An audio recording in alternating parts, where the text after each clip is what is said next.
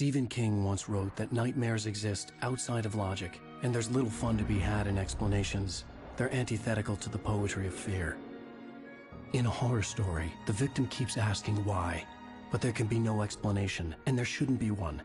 The unanswered mystery is what stays with us the longest, and it's what we'll remember in the end. My name is Alan Wake. I'm a writer.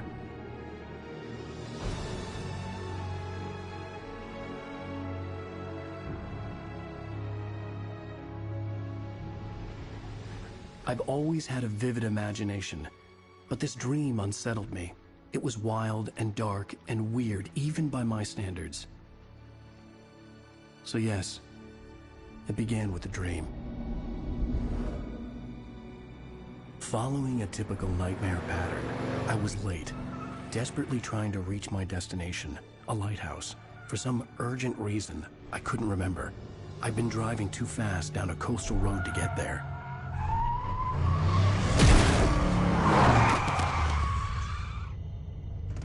I'd seen the hitchhiker too late.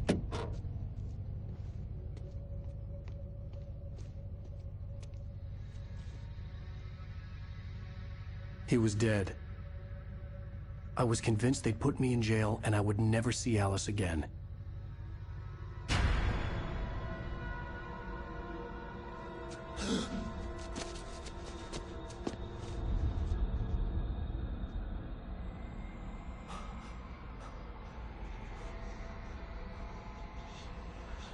Suddenly, his body was gone. I was in shock from the crash. I could hardly stay on my feet.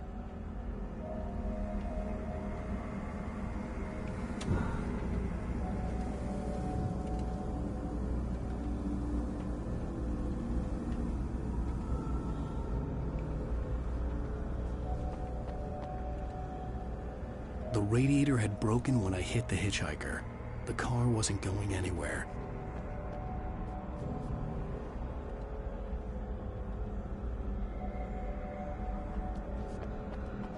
I was certain I had just driven from this direction, but now the road was blocked. I had to go to the lighthouse. I knew there was something important waiting for me there.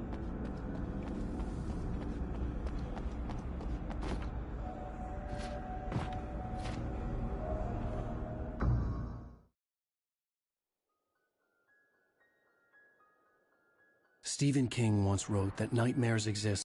I was in shock from the crash. I could hardly stay on my feet.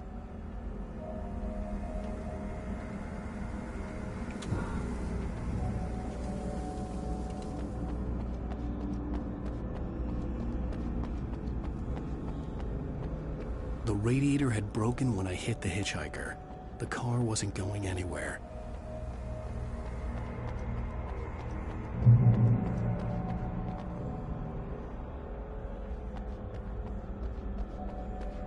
I had to go to the lighthouse. I knew there was something important waiting for me there.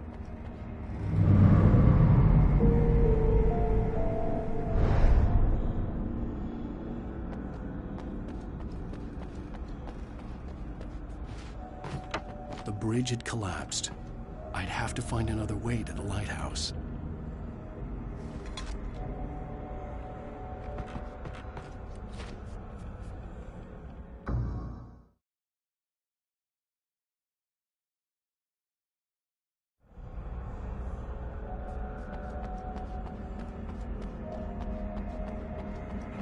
I had to go to the lighthouse. I knew there was something important waiting for me there.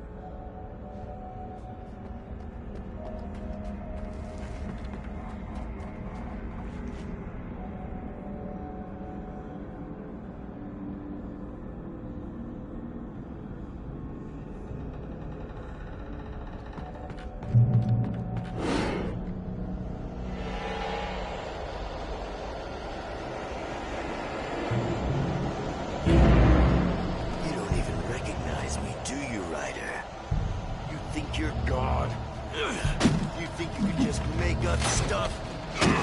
Play with people's lives and kill them when you think it adds to the drama? You're in this story now, and I'll make you suffer. You're a joke. There would be a single readable sentence in your books if it wasn't for your editor. You'll never publish another one of your shitty stories, because I'm gonna kill. It's not like your stories are any good. Not like they haven't the artistic merit. You're a lousy writer. Cheap thrills and pretentious shit. That's all you're good for. Just look at me. Look at your work.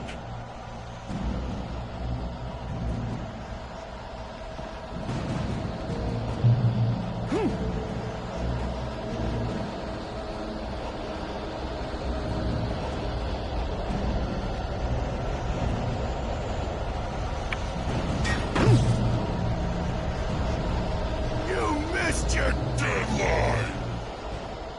Damn. You can't stop me!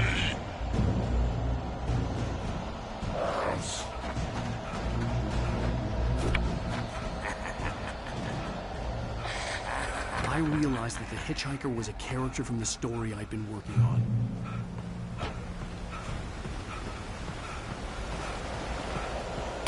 How does it feel to die by the hands of your own creation?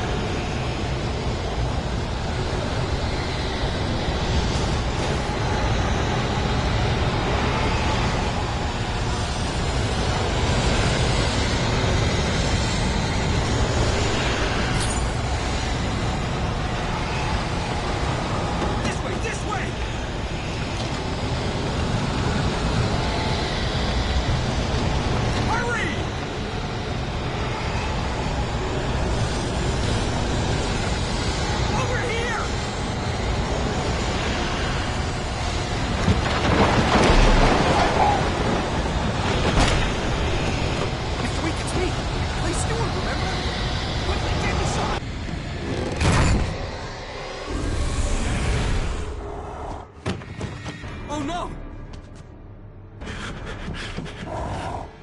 Stop! No! Damn it, die! No! No! No!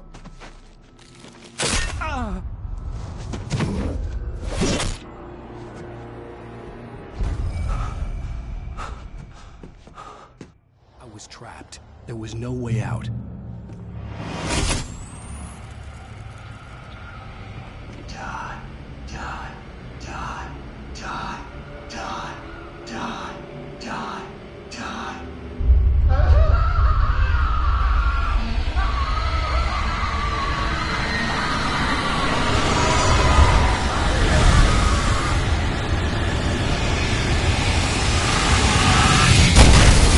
Cabin was a death trap.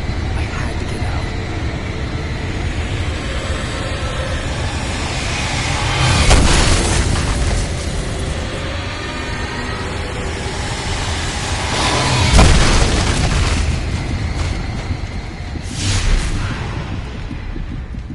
Follow the light.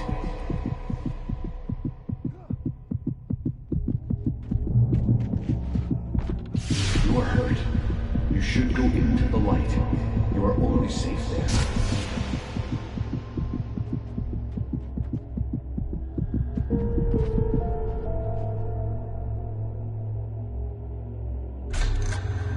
Well done.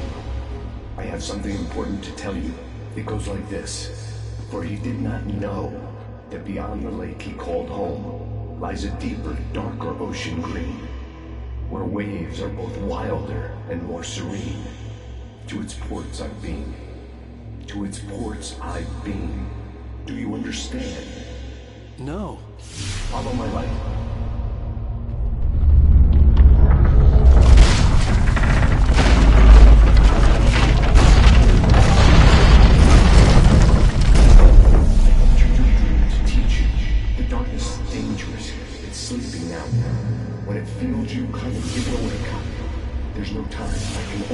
you the most important thing. The hitchhiker has been taken over by the Dark Presence. You can't hurt him now. The darkness protects him from all harm. Only light can drive the darkness away and make him vulnerable again. Here, take the light. Turn your flashlight toward him and burn the darkness away.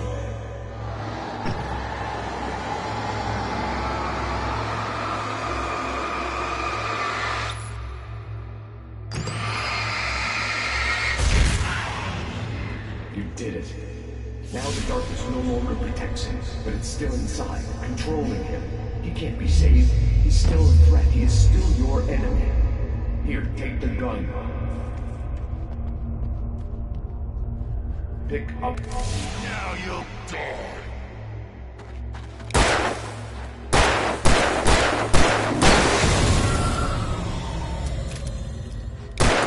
Good. You've done well. Remember what I've taught you. That is all. I will give you back your dream now.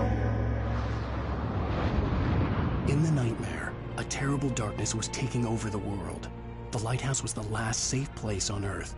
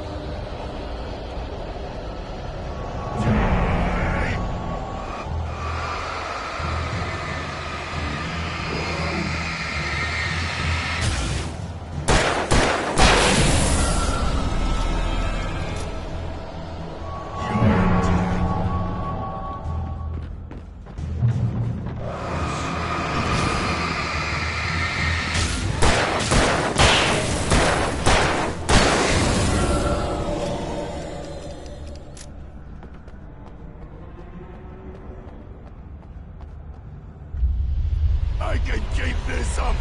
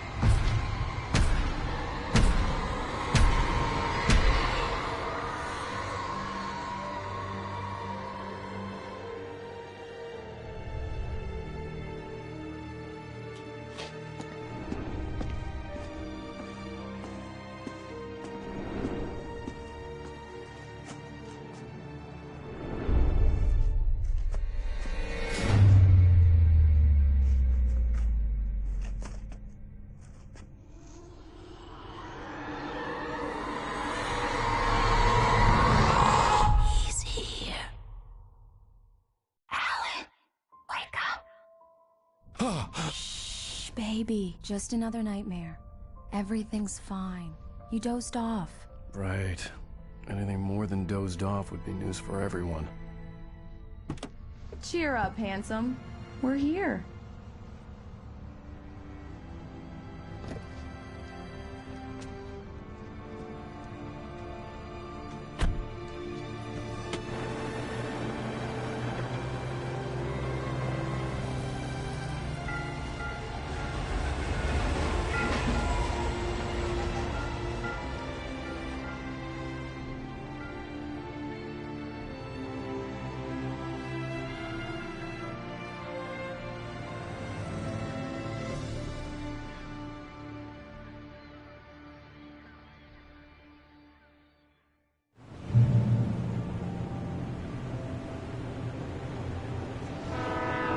Let's act like we're on vacation. Go stand next to that old gentleman there. I want a shot of you with town in the background. Sure. I'll even give you a title for the shot. A city boy, moments before he got eaten by a bear. Hi. Hello there. You picked a good time to visit Just our a couple town. more. Deerfest is just 2 weeks away. Deerfest, huh?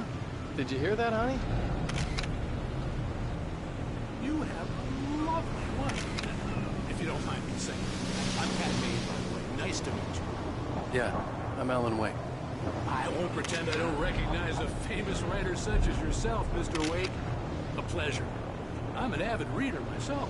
I hope this isn't too presumptuous of me, but I'm the night host of the local radio station. Any chance I can get an interview? Look, Mr. Maine, I'm on vacation. In fact, I'd appreciate it if we could keep my being here just between the two of us. I'm sure you understand. Fair enough. You can trust me to be discreet. Not a hard man to track down if you change your mind, though. I hope you two have a lovely holiday. Very nice. I got a couple of really good ones. So you made a friend. That's cute. Right.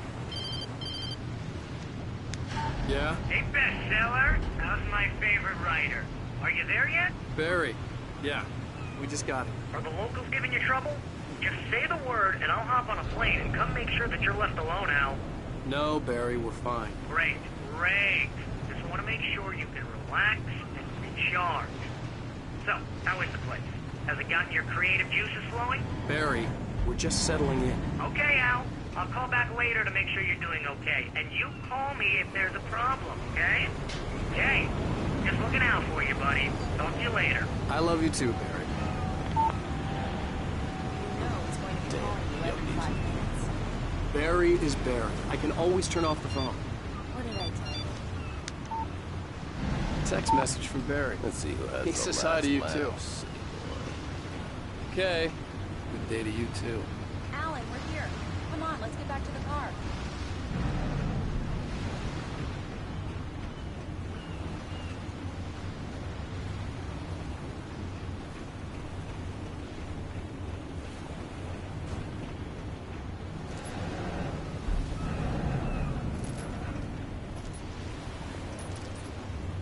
Come on, Slowpoke.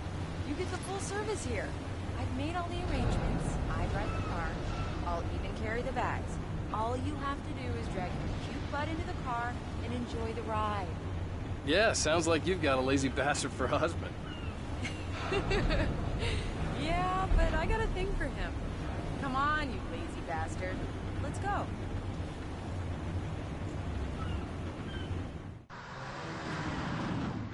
We need to stop at the local diner to get the cabin key from the landlord, a Mr. Carl Stuckey. He's waiting for us. I'll go fill her up while you get the key. I'll pick you up here in, say, 15 minutes? Sure. Alan, thank you for coming here with me. I love you too. Go on. I'll promise to behave.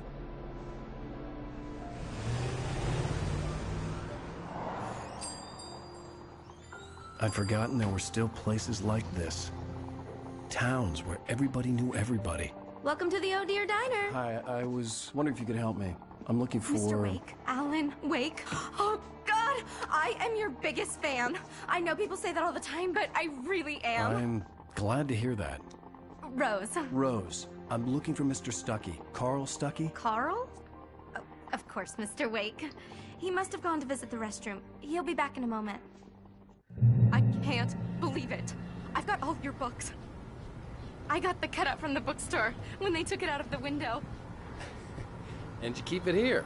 Well, okay. Good for you. Right. So much for a quiet vacation. Try the coffee. I wasn't ready to leave. Just don't blame I me needed when to you find fall in Carl love, Stuckey 'cause to it'll get the key break to the your heart cabin. when you have to leave. Rusty here is no longer human. Nothing but black coffee under a thin layer of skin. Yeah, that makes two of us.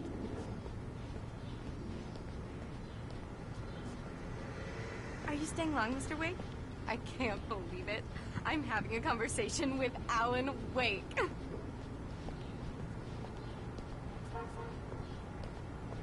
Are you on your own, or is your wife with you? I can show you the town if you want. I get off work at 6.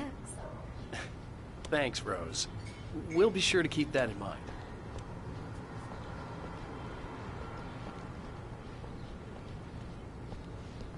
Do me a favor, Sonny. I could really use a tune right now. Coconut, number 6 in the jukebox. I'd do it myself, but both of my legs have gone to sleep. Bad circulation. Yeah. Are you serious? Coconut again? You disgust me. Call yourself a rocker. Unbelievable. Ha! It does that. Get stuck. Yeah, you need to give it a good solid whack.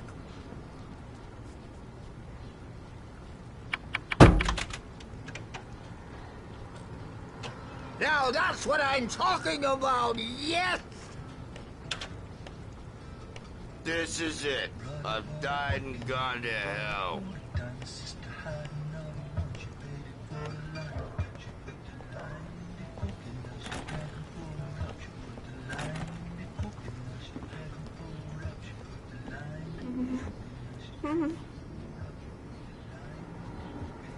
Don't go in there, young man. You can hurt yourself in the dark. I think I can handle it, ma'am. I didn't want to wait. I wanted to find Stuckey, to get the key and get out as soon as possible. The waitress was giving me a headache. Overeager fans always did.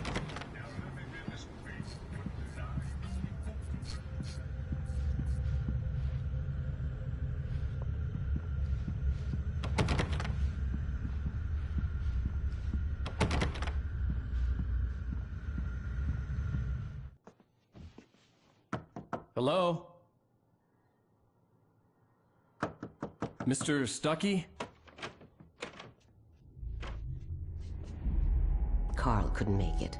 Unfortunately, he was taken ill. But I have the key for you and instructions on how to get to the lake. Okay. I wish you a good stay in my cabin. I'll come by later to check how you've settled in. And to meet your wife. I insist. Thanks.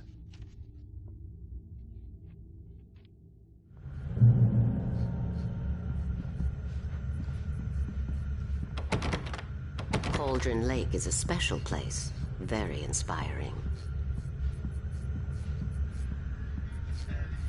You got lucky this time, young man. You can hurt yourself in the dark. This really ought to be fixed. Even that sounds better to your singing. Are you all right? Splendid, splendid. The Andersons, they're, local musicians. We're waiting for Dr. Hartman to come pick them up. They wandered off from his clinic at the Cauldron Lake Lodge.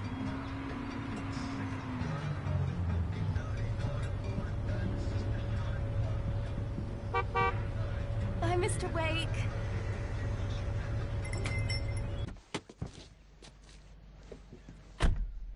Mission accomplished. The key and the directions. My hero.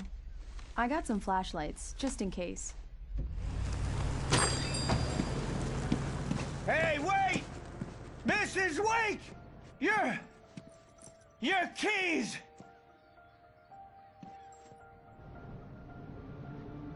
That diner was a real nut house.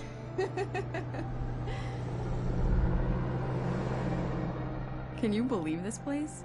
This would make a wonderful setting for a book. We're supposed to be on vacation, Alice. I'll figure it out when we get back home, okay? Okay. We can talk about this later. Batman here on PBFF. I didn't want to talk about it. I wanted to bury my head in sand. Here's another one of my favorites to go with it. Once upon a time, I was a successful writer, but that was a long time ago. I hadn't been able to write a word in 2 years, not since my last book. And now the weather. It's gonna be a clear night, so you folks in the big city might want to look up every once in a while, see those stars winking down at you. It gets pretty dark out here, but they'll light your way.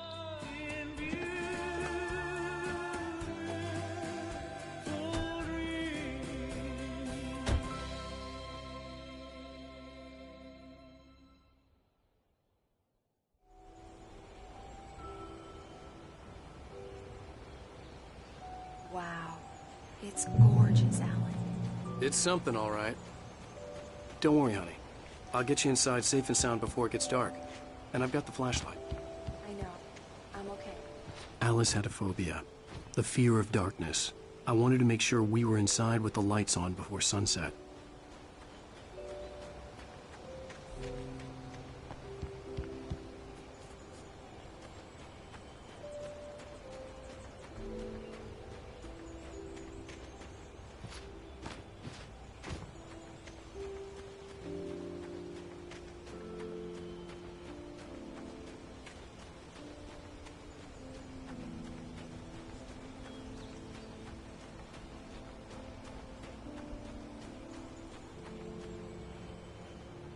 The cabin obviously got its name from the shape of the island. It looked like a giant bird leg. Alice had mentioned that the lake was a caldera. There was a dormant volcano under it.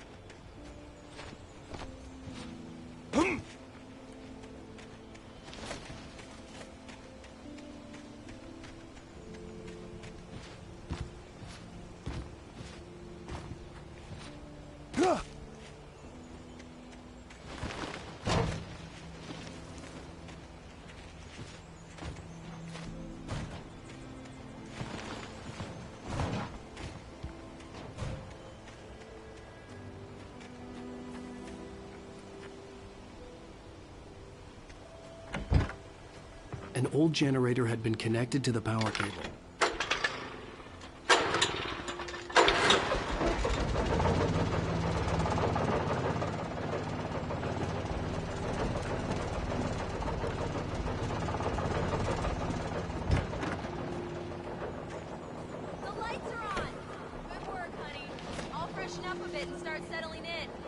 Okay, I'll look around a bit. Sure thing. Have fun. Alice had told me about Cauldron Lake Lodge. It was a beautiful place. I told myself I could rest here, sleep here, and forget about my work. I thought we could be happy here. It used to be a hotel, but these days it was no longer open to the public.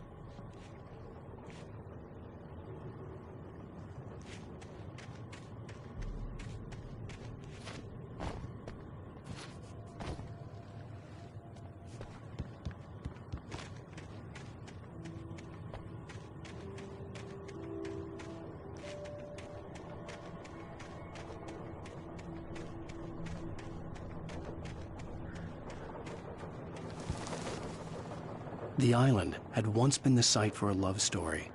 Maybe it would be that again.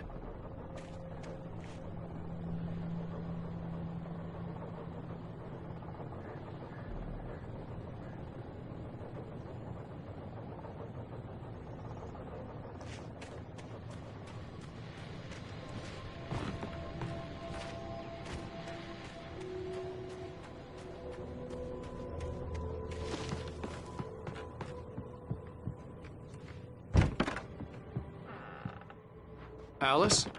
Honey?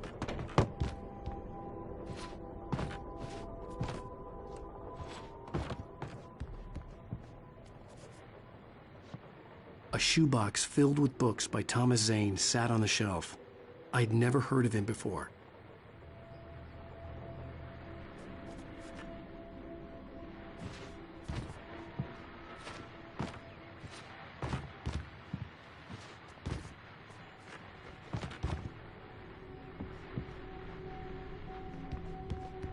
Alan, I'm upstairs.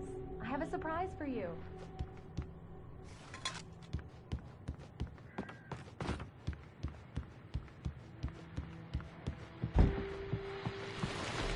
The Deerfest guests have already started to arrive. Just ran into one on the ferry. A famous artist, no less. We'll see if we can rope him into an interview later on. Now, let's go to the phones. Caller, you're on KBF-FM. Hi, Pat. It's Rose. Why, hello, Rose. What's on your mind? I know who that famous artist was. It was Alan Wake, wasn't it? He's my favorite writer. Well, Rose, I just saw him at the diner. Oh, I am so excited he's here. I'm sure he's glad to be here, too. Well, folks, I guess the secret's out. This is Pat Maine on KBF-FM. And now, some music. Great. So much for keeping a low profile.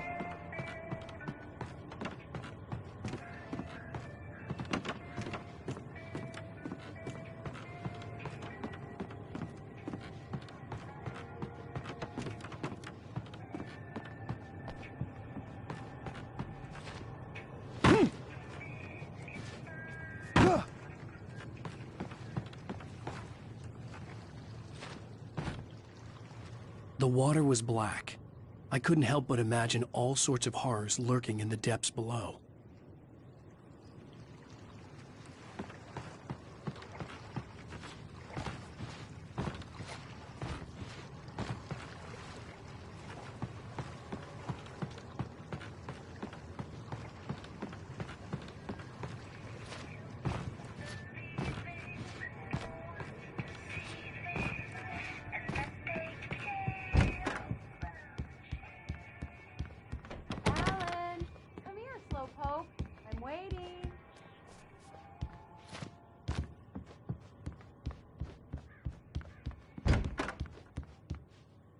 Surprise!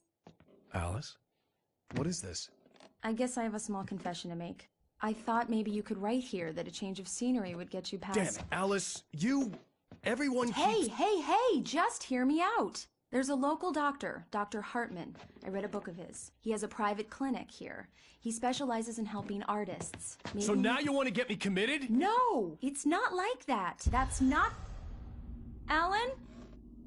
Alan? Just don't! I don't want to hear it! God damn it, Alice! God damn it! I knew she wouldn't follow me in the dark. I needed some time alone to think things through.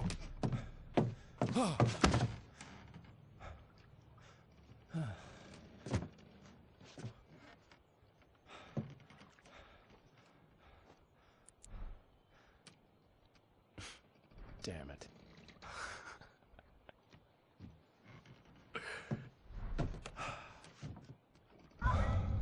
Alice? Alice? Alice! The cabin had gone dark. All the lights were out.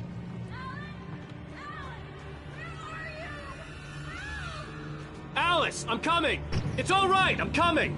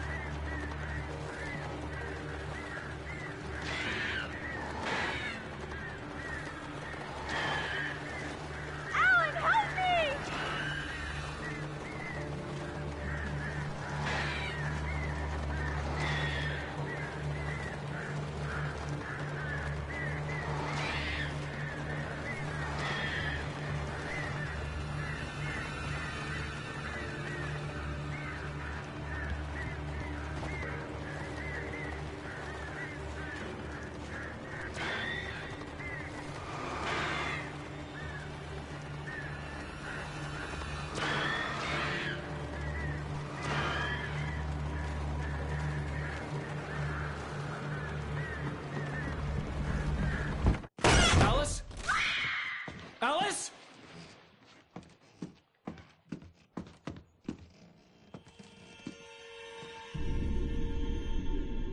Oh, no!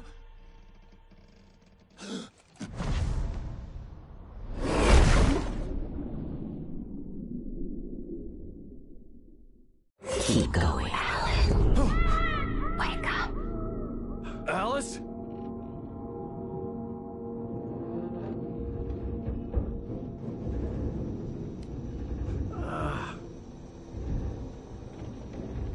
Waking up in the crashed car felt like I had woken from one nightmare and entered another.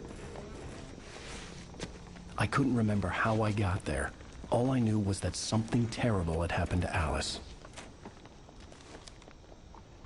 The phone was dead. I'd have to find help on foot.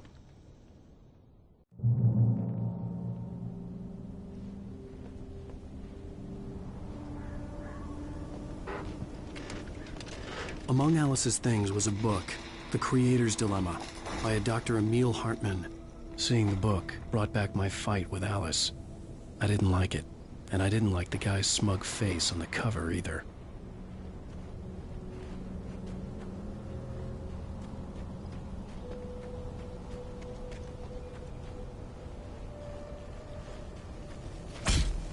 The gas station was my best bet. They'd have a phone I could use. It looked like a long hike through the forest to get there.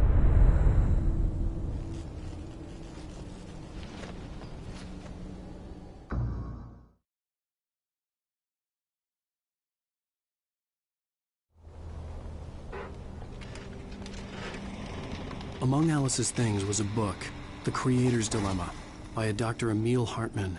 Seeing the book brought back my fight with Alice. I didn't like it, and I didn't like the guy's smug face on the cover either. The gas station was my best bet. They'd have a phone I could use. It looked like a long hike through the forest to get there.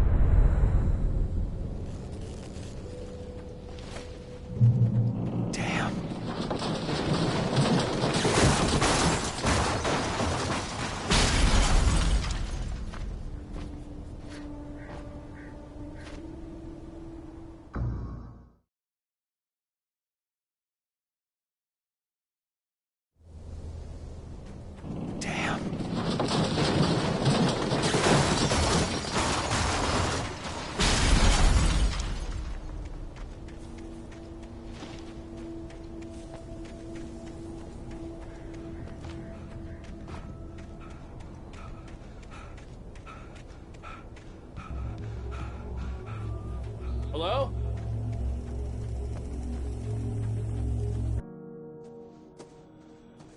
Hello? Is someone there?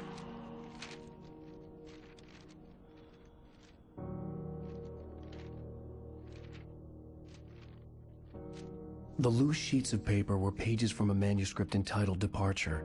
That was the name I planned to use for the next novel I had never gotten started. I was named the author. I hadn't written it. I couldn't remember writing it. In the scene on the page, the hero was attacked by an axe murderer in the woods at night.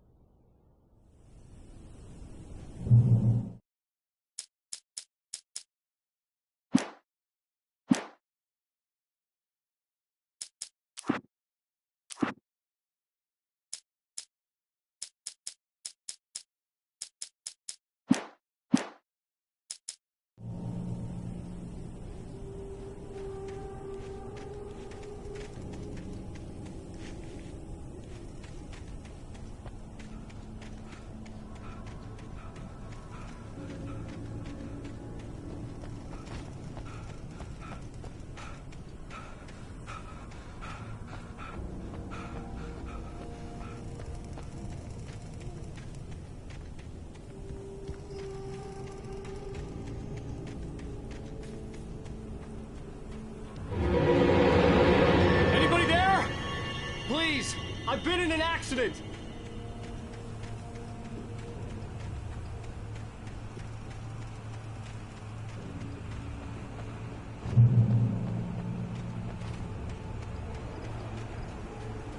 The lights up ahead were a good sign.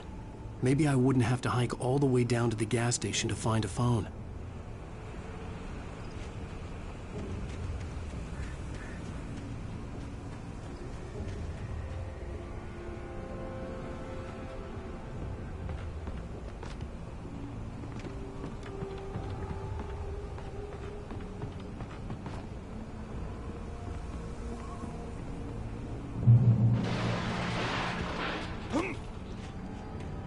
Anybody there? Please. Hey! Hey, you! Phil! There's been an accident. I need help. Listen, I need to... Premium cabins for rent in... Nightfall! Oh, hell. Carl Stuckey. Pleased To meet you. Non-refundable reservation deposit required. Fair and square. Fair and square.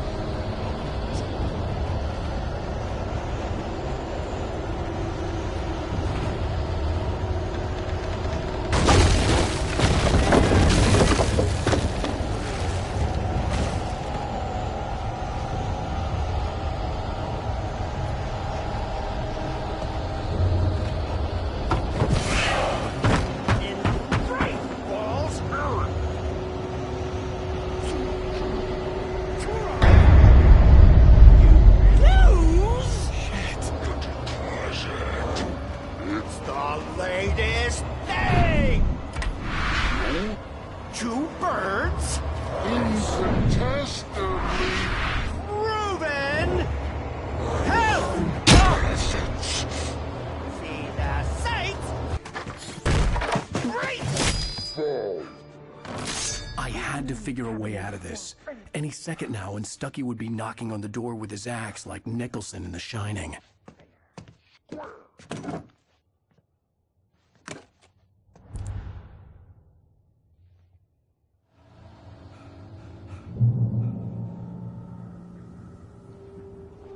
I wasn't about to open the door, as long as I was liable to catch an axe with my forehead.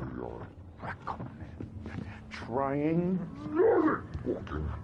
It's the latest thing. Incontestably proven. Yes. Bright Falls Sheriff Station. How may I... Hello? Sights and keep those cholesterol levels.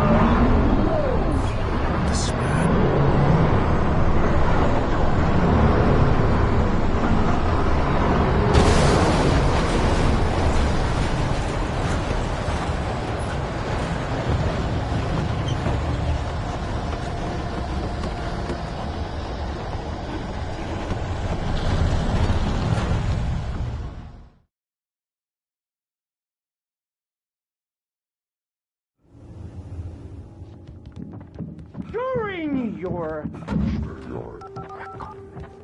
yes. Bright Falls Sheriff Station. How may I... Hello? Proven health.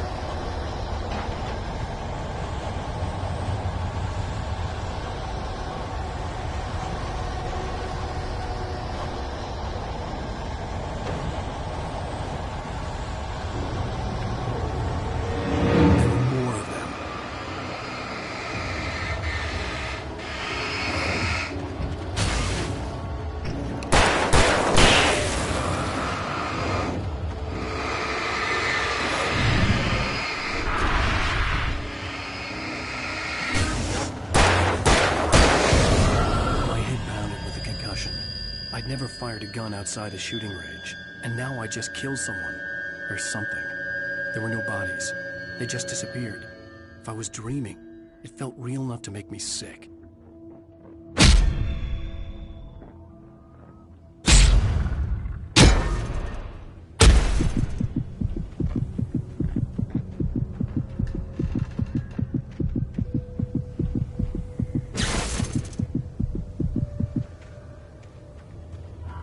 The dark forest was the last place I wanted to go, but I had no choice. I had to get to the gas station.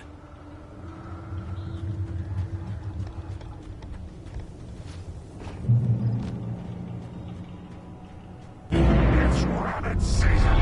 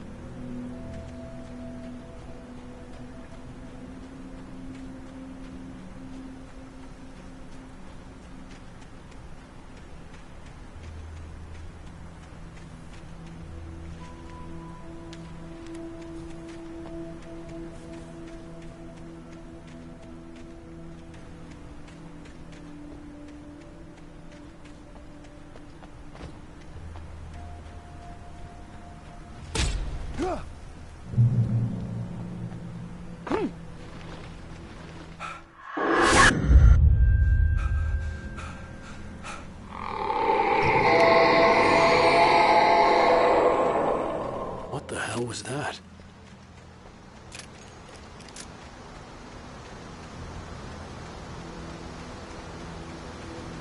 When I saw the river below, something uncoiled itself inside my head. I realized that I'd have to find a way across. I didn't even want to look at the water.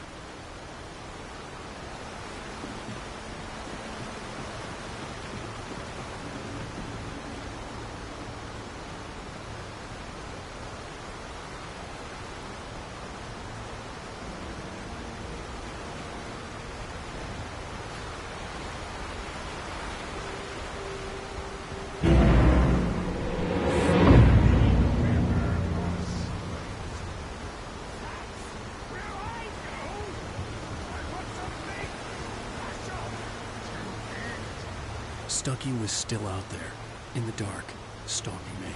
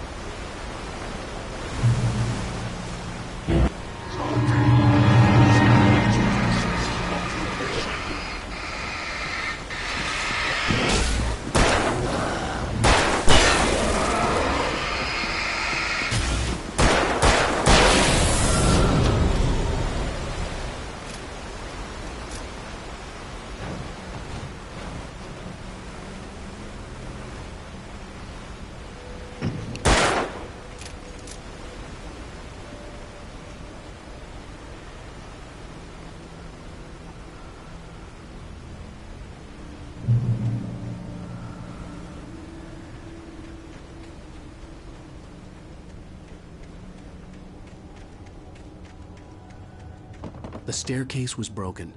I had to make my way up some other way.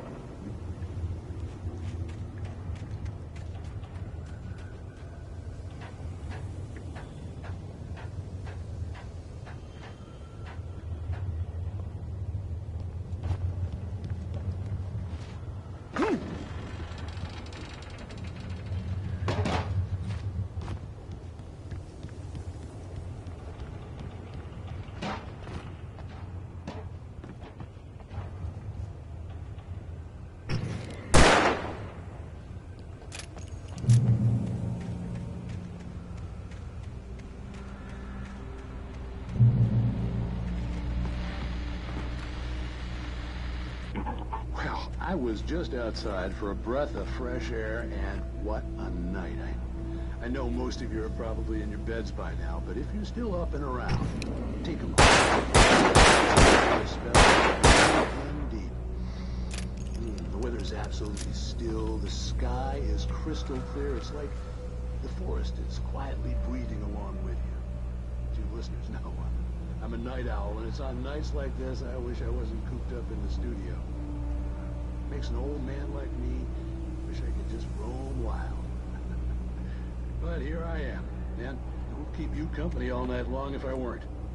It looks like I'm not the only one staying up late. Caller, you're on the air. Hey, Pat, it's Maurice Horton. Hello, Maurice. What are you up to? Well, I was just taking Toby on his walk. Oh, isn't it beautiful out there? Sure, but Pat, the reason I called is that Toby heard something rumbling in the undergrowth and took off after it, and I couldn't find him. Probably a rabbit. Sure. Toby loves rabbits. Well, sure. Anyway, I figured that, if anyone runs into Toby, they could grab him. My number's on his collar. And Toby's a friendly dog? Toby loves me.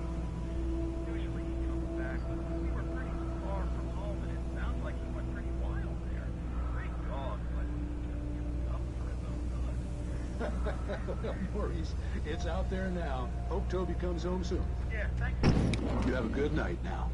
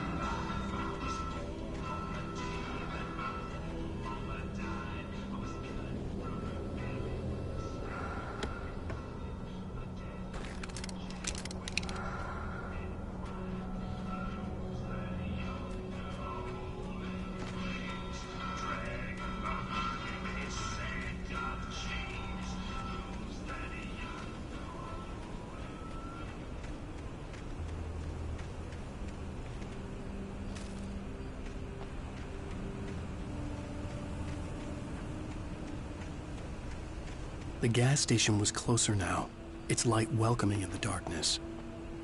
Paul makes the best dogs in the state. Belly Burster is the best with no curves. Monster Dog is second best. The famous dog is...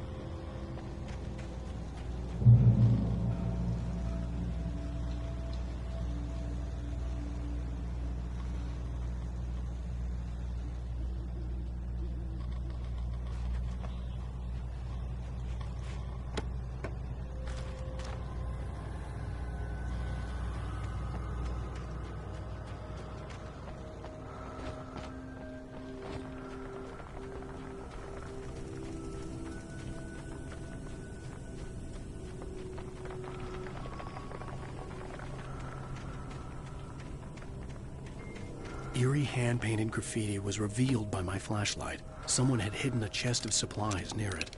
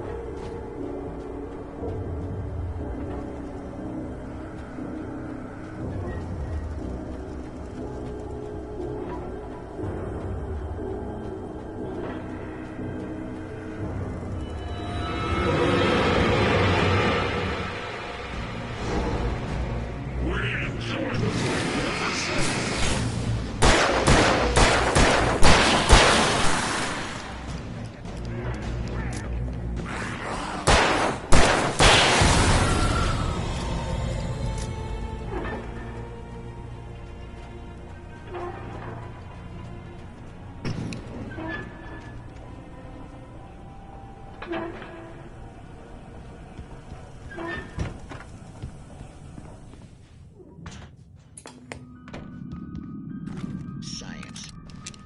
It bestows immortality on those who advance it to elevate all of mankind. Einstein, Sagan, princes among men. But the price for such a legacy is steep indeed. In Night Springs. Tonight's episode, a quantum suicide. If our lives are already written, it would take a courageous man to change the script. Having called a press conference, Dr. Barclay Colvin is about to demonstrate that very courage. Ladies and gentlemen of the press, I am Dr. Barclay Colvin, and I'm glad so many of you could join me here at the Moorcock Institute. Tonight, I'm going to give a practical demonstration of the many worlds interpretation. As you can see, this is a loaded 9mm pistol. It shall be part of a thought experiment. And now...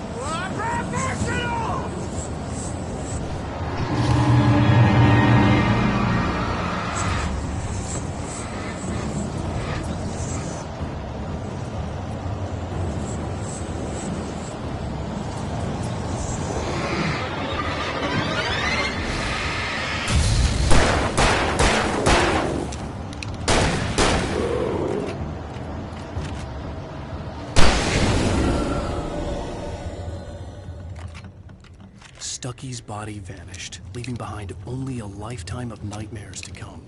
Assuming I'd reached the lights at the gas station alive.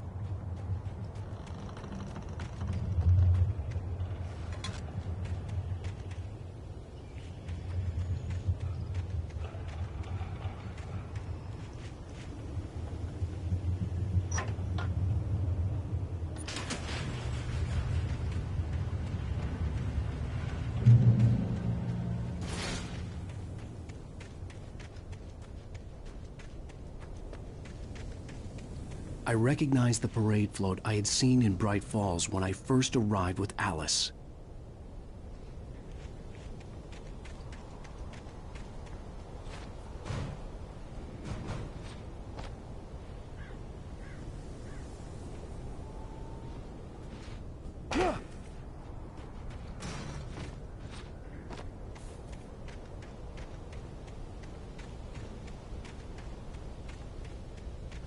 After the insanity I had just experienced in the darkness, the lights of the gas station felt comforting.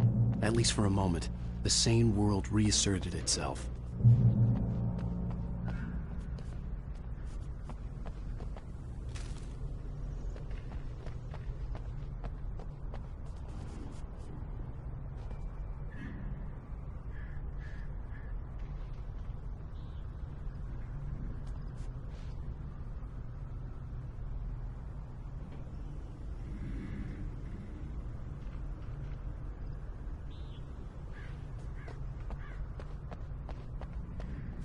The Deer Fest had been 2 weeks away when we arrived.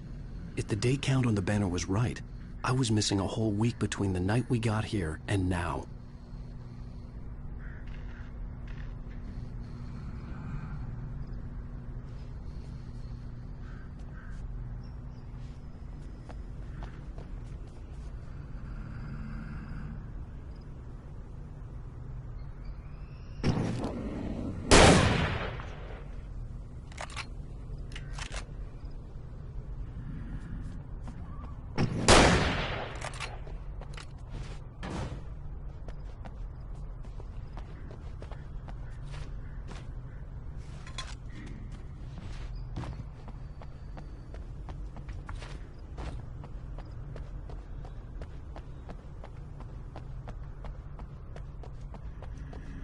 I had to get inside the gas station to find a phone to call for help.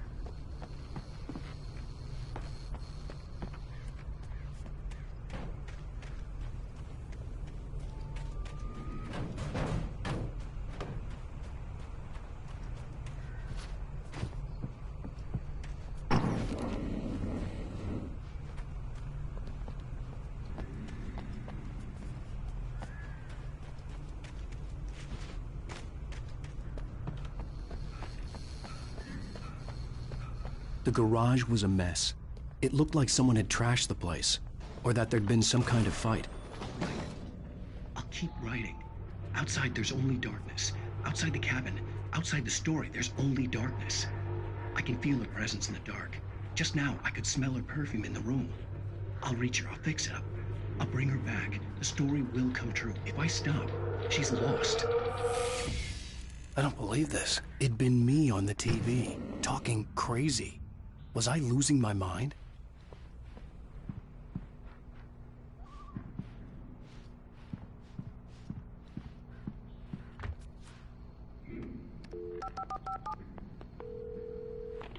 Bright Falls Sheriff Station.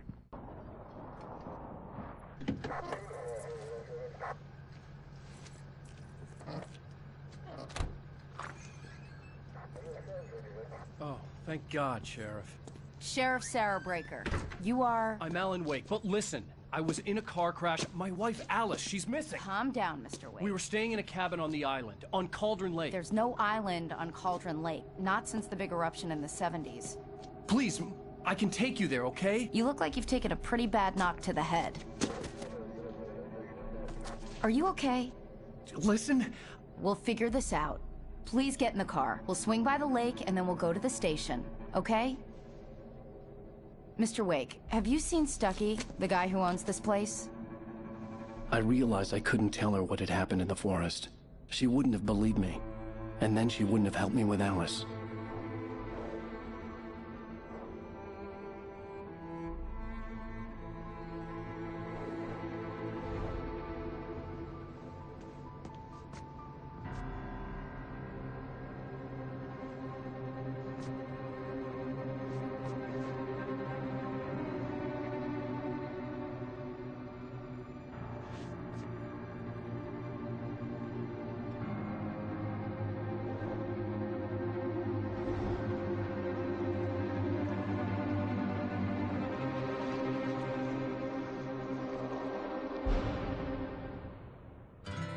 A candy-colored clown they call the Sandman tiptoes to my room every night, and just to sprinkle stardust and to whisper, go to sleep, everything is all right.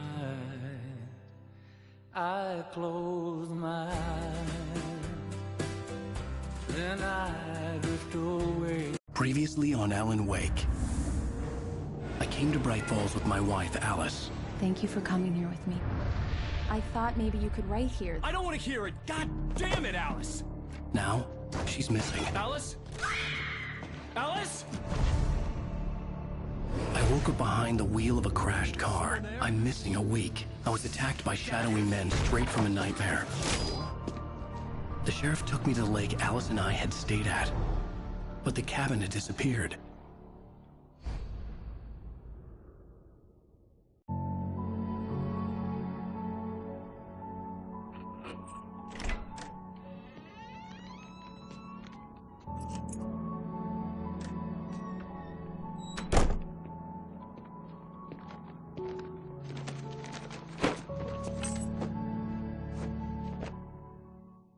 Honey, I'm home. Back here, sweetie. How was it? Worst weather I've ever seen. You should put some coffee on. It'll warm you up.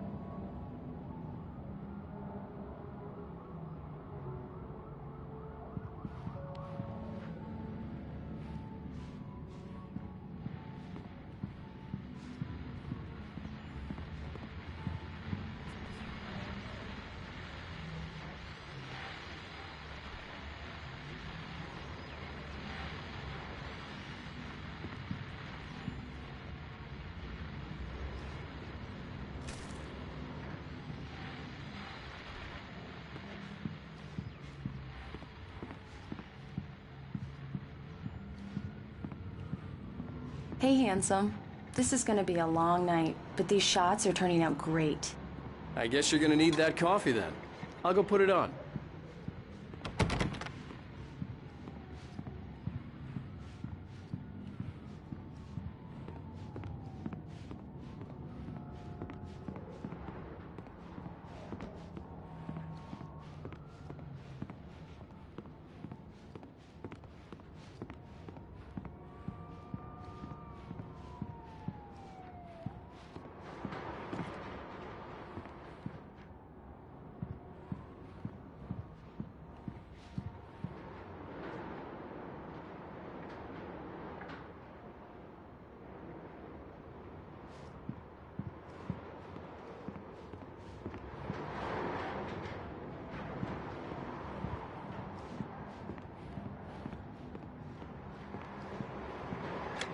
Coffee's on.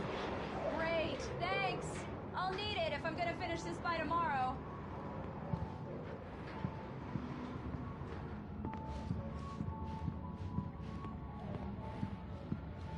Oh, hey, I just finished those cover mock-ups. They're on your desk. Tell me what you think. No kidding. I didn't think you'd get them done this quickly.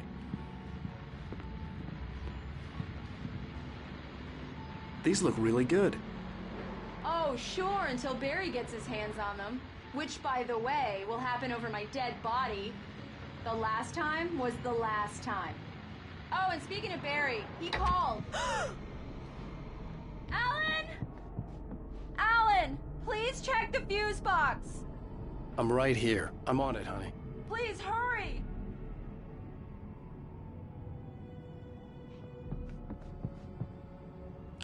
Honey, it's a power outage. I've got the flashlight. Hi, okay. You okay? I'm sorry. It just really spooked me. Don't worry. We'll just break out the candles. I know it's stupid, but it's just... especially when I'm not prepared for it, you know? It gets to me. I love you. Tell me a story, writer. Okay. I used to have these nightmares when I was a kid. The dark really spooked me, too. When it got really bad, my mom gave me this old light switch. She called it the clicker. The clicker, huh? Yeah. If I ever got scared of the dark, I could just flip the switch and a magic light would scare the monsters away. Oh, sure.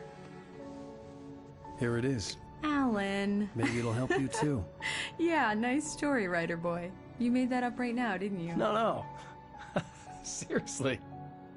I love you, even if you are a liar. Thanks for this.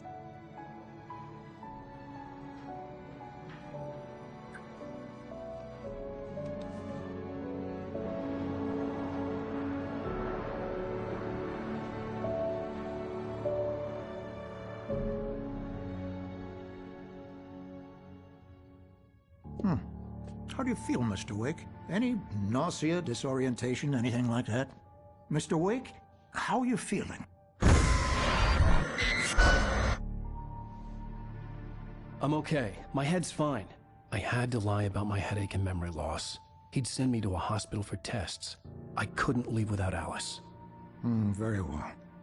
I don't think you have a concussion, but you've obviously been through quite a shock. You should take it easy for a couple of days. Thanks. Well then, Mr. Wake, we're done here. If the pain gets any worse or you experience any other symptoms, you should come see me. I'll let you get on with it then.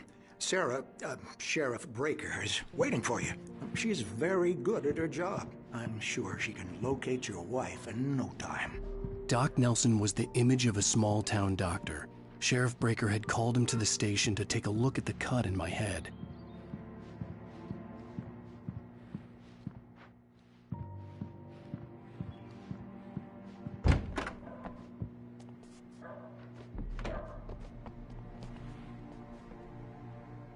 Thank you for testing the lights, Miss Weaver.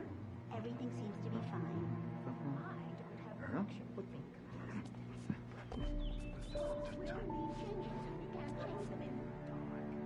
I'll be sure to take care of it, Miss Weaver. Have a nice day now. Very good. Come in, Mr. Wake. Your phone's on the desk. The battery was dead. It's charged now. Mr. Wake, the sheriff is waiting for you in her office down the corridor. That was Cynthia Weaver. I guess you can call her the town eccentric. She used to be the editor of the local newspaper, but she's focused on, other things these days. Yeah, it's Mulligan here. I'm at Stucky's gas station with Thornton. There's no sign of him. Over. Wait. Yeah, this is Thornton. Look, we've located the brake book. It's here. That's some good news, right? Stucky was supposed to be driving it at the rehearsals today. Over. Oh, give me that. Mulligan here. Looks like someone really thrashed the garage. Over. Okay, roger that, guys. Keep looking for Stucky. Jane's out.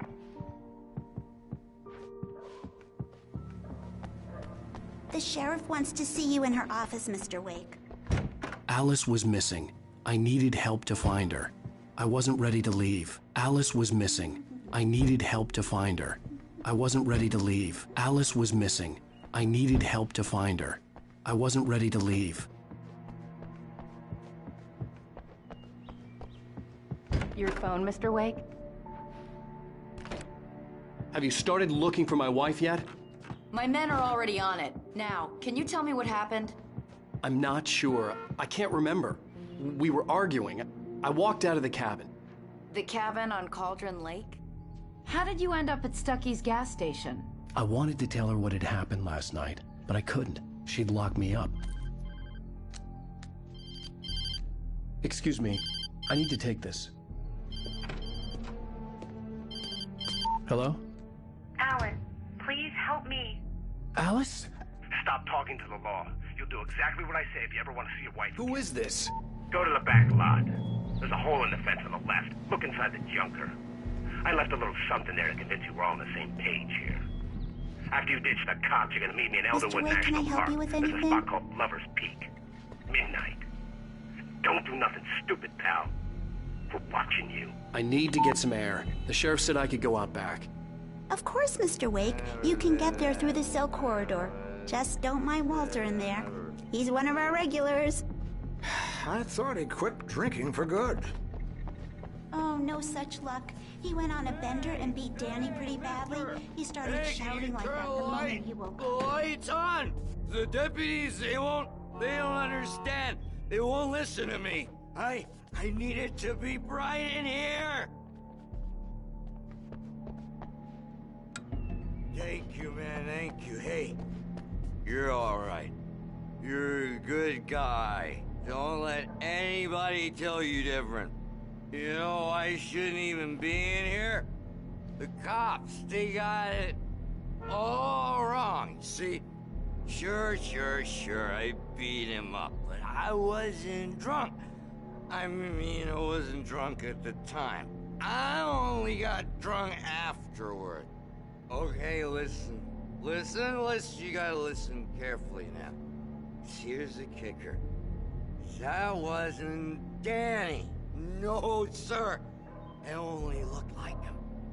You wanna know who it really was? I'll tell you who it really was.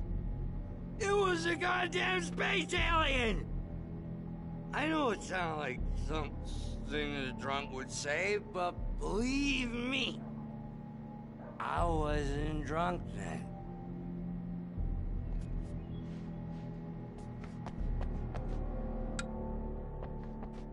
Oh, why'd you do that for? You're with them, aren't you? You're those space aliens! You think you got me right where you want? Well, you just wait! You just wait! I told him, oh yeah, well, I don't hear who he is. Where on your feet?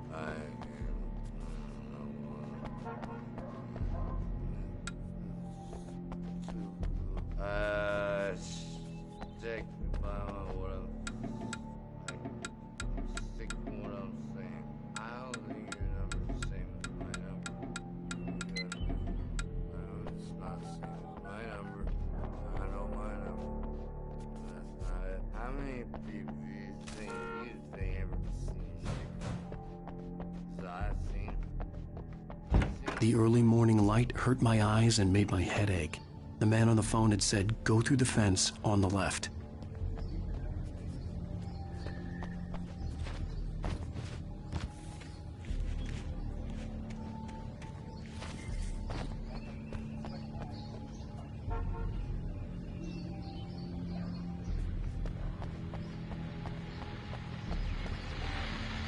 The caller had told me to find a hole in the fence behind the police station.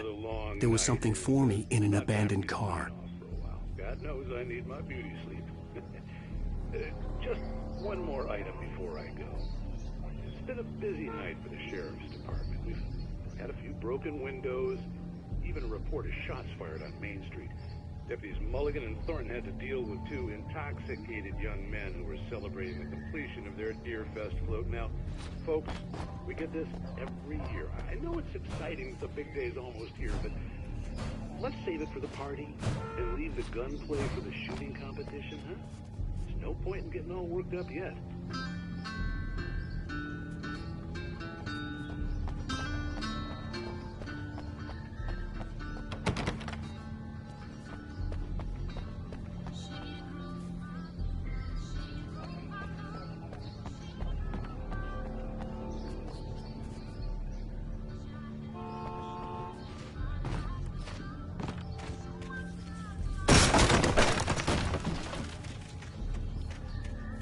Alice's driver's license had been placed on the front seat.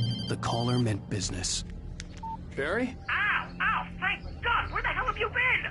I've been trying to reach you for a week, you and Alice. Oh, I've been worried sick. I flew out yesterday. I'm here in Bright Falls. Barry, listen to me. I'm at the sheriff's station. Come and get me. I can't talk now. Ow! What the hell is going on? I had to get the sheriff to let me go. I needed to get to Elderwood National Park to meet Alice's kidnappers.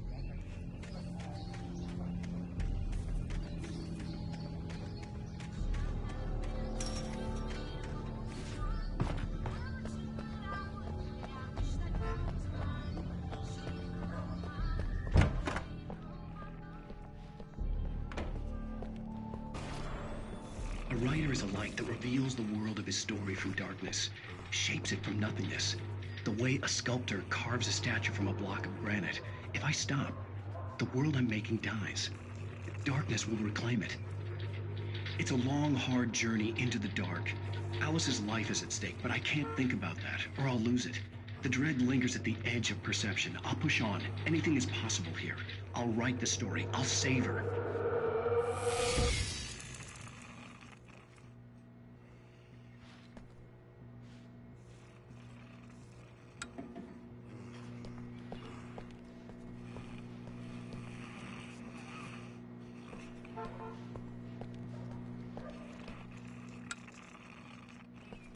Marvelous, Sarah. I just wanted to settle all the damage the Anderson brothers might have inadvertently caused. Are you feeling any better, Mr. Wake? I'd like to leave. Am I free to go? Well, we still need to talk about... Am I under arrest? No, of course not. But I need to know where you'll be staying so I can get in touch with you. I'd avoid the motel. The Majestic is known for its roaches. The cabins at Elderwood are pretty nice, though. That sounds perfect. I'm Dr. Emil Hartman. I'd like to invite you to stay at Cauldron Lake Lodge. Did you talk to my wife? I had the pleasure of discussing your situation with her on several occasions. Did you set something up with her? I invited her here. My clinic is a place where... Oh, hey! Oh, my! Take it easy. Hey, nobody move! Get your hands off of my client! Who are you? I'm Barry Wheeler, his agent. If you have business with Mr. Wake, you talk to me. You yokels won't know what hit you once I sick my lawyers on your asses. No harm done, Sarah. I'm all right. I don't want to press charges. Mr. Wake, my offer still stands. Get me out of here. What the hell was that about, Al? We don't need a replay of that thing with the paparazzi. I thought they were gonna lock you up. I had to talk to someone. I told Barry everything. He thought I was certifiable, but when he heard about the manuscript, I had him. The fact that I'd written something, even if I couldn't remember it, was enough for him. He smelled money. And he believed that Alice had been kidnapped. Anything beyond that was another story. I had a midnight appointment with the kidnapper in a place called Lover's Peak, somewhere in Elderwood National Park. The plan was to rent a cabin. I don't like it, Al. I don't like any of it. It's not good. In fact, it's the absolute opposite of good. Mr. Wake! Barry, you found him. Hi, Rose. Oh, wow. I was just thinking about you, too. Great. I was just bringing Rusty some coffee. He's on the balcony, looking after Max. Poor thing. I really need to go. Great to see you again, Mr. Wake. Later! Who's Max?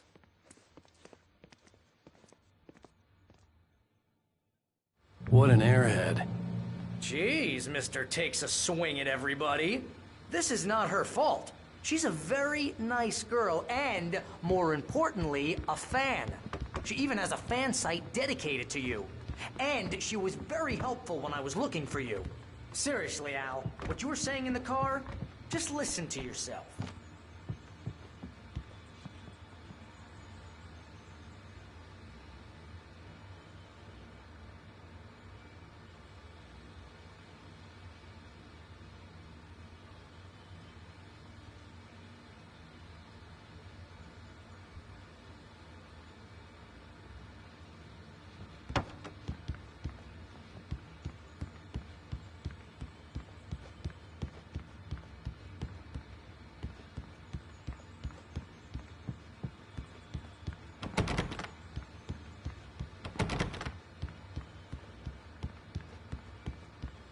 What, you shot a guy and his body just disappeared? When was the last time you slept? What, are you high? Have you been drinking? No! Look, Barry, I'm missing a week. And someone's got Alice. Do you and everything's just... understand what it sounds like when you say stuff like that?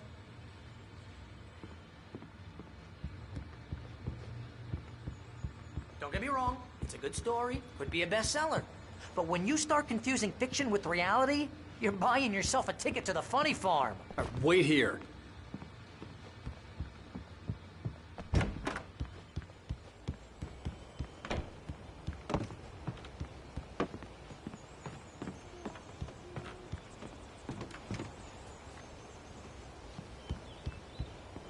Easy there, boy. I'm almost done. Hey, Rusty, right? You rent cabins. Oh, Mr. Wake. I'd shake your hand, but mine are kind of full here. Actually, I'm sorry about this. Would you mind grabbing the registration form from the desk? It's just across from Bucktooth Charlie. Okay, sure. What happened? Crazy poachers. Max here got his foot caught in a trap.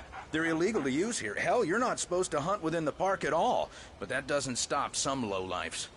Well, at least Max is gonna be okay. He got lucky. Max is still groggy from the shot I gave him, and I'd rather not leave him alone just yet. The form's on the desk across from the mammoth skeleton.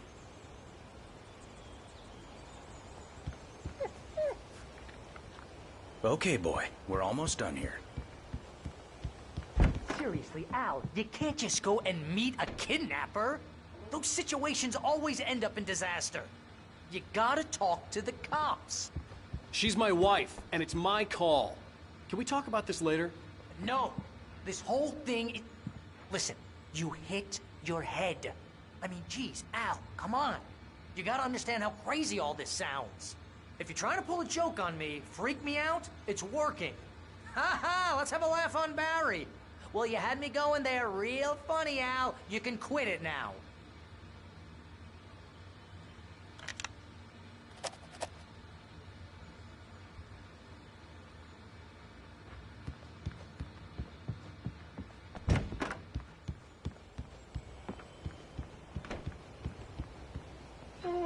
I think this is the form you wanted.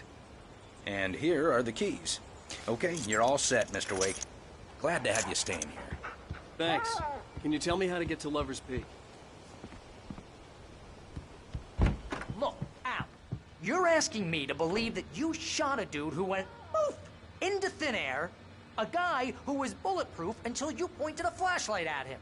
You hear that from people who end up spending time in padded rooms, strapped to their beds, wearing white shirts with too long tangled up sleeves, and eating a healthy diet of pills. Al, you make cruel jokes about people who believe that kind of stuff. You're the skeptic. You gave me an hour-long lecture on homeopathy last month. What was it? If there's no proof, it's pure bullshit. Period. Guess the laugh's on me then. Al, come on! I mean, okay. Okay, maybe something weird happened to you, okay? Well, thanks for the heartfelt vote of confidence. All I'm saying is you gotta throw me a bone here, bestseller. What would you think if it was me? There's no way you should be going out at midnight with a gun. No one asked you to come here, Barry. Either work with me on this or go straight back to New York. Your choice. Uh-huh.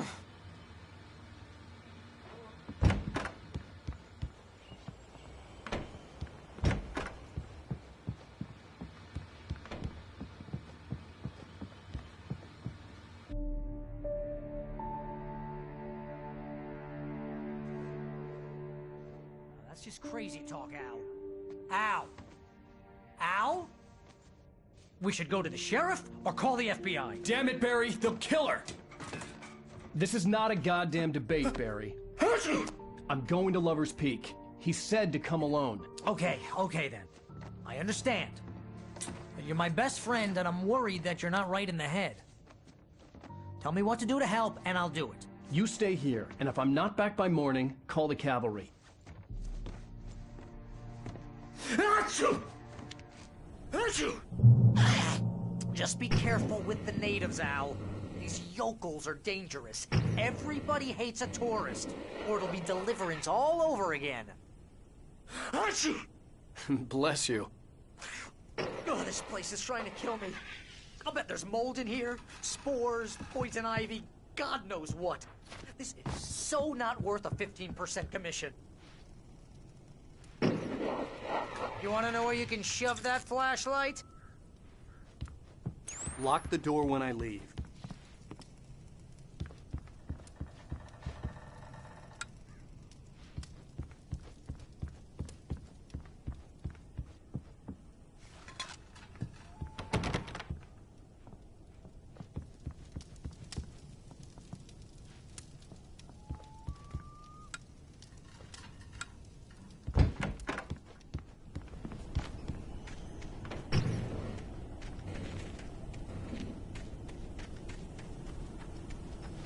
I'll wait here, Al.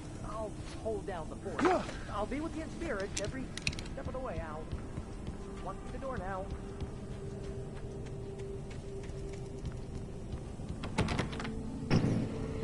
Ah! Oh, God! Al, is that you? What's wrong with you? Have you lost it? Al! Al! Help me! It's the rednecks! They're out to get me! Oh, I don't like this.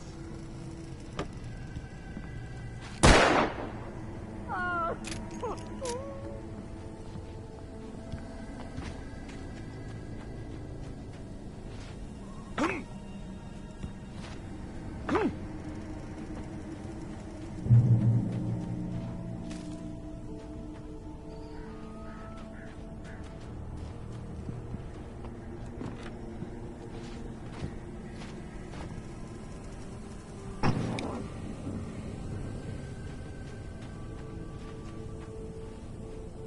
Barry had the keys to the car he rented.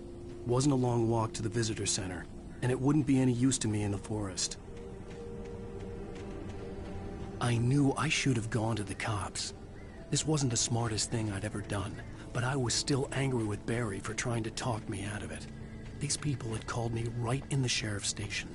The cops wouldn't scare them, and they had Alice.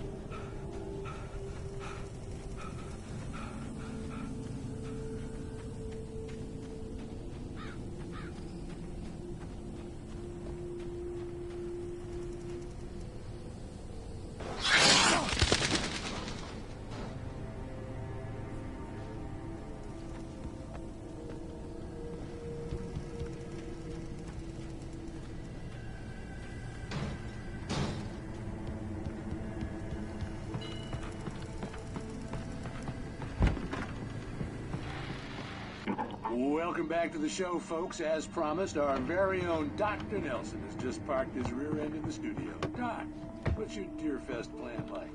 My plan? You make it sound a lot more organized than I ever seem to manage.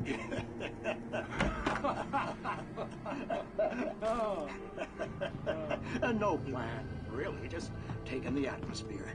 I'm getting a little too rickety to do much more than that, you know. Oh, tell me about it. No sack race for us older gentlemen, huh? Yes, exactly, Pat. But I'm going to check out the parade, of course. And I'll be one of the pie contest judges, too. Well, that takes a different kind of constitution. Oh, yeah. It's my kind of exercise. Now, Doc, seriously, you're in pretty good shape, though. You're the outdoors type. I know for a fact you're an avid fisherman. That's right. Matter of fact, just caught a heck of a largemouth bass early this morning. But you're not taking part in the fishing contest? No, not this year. See, Pat, I'm just not that competitive anymore.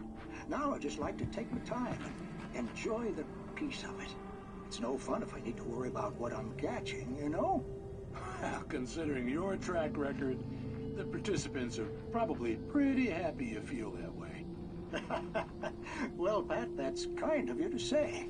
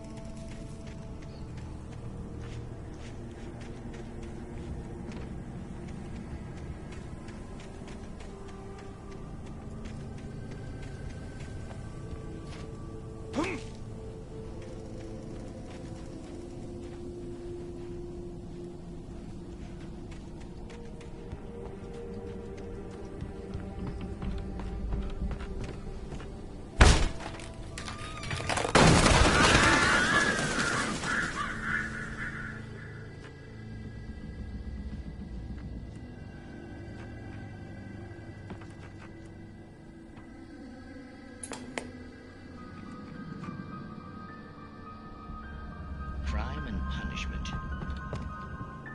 The cancer and cure of civilization. But some crimes are impossible to punish, especially in Night Springs. Tonight's episode, The Man in the Mirror.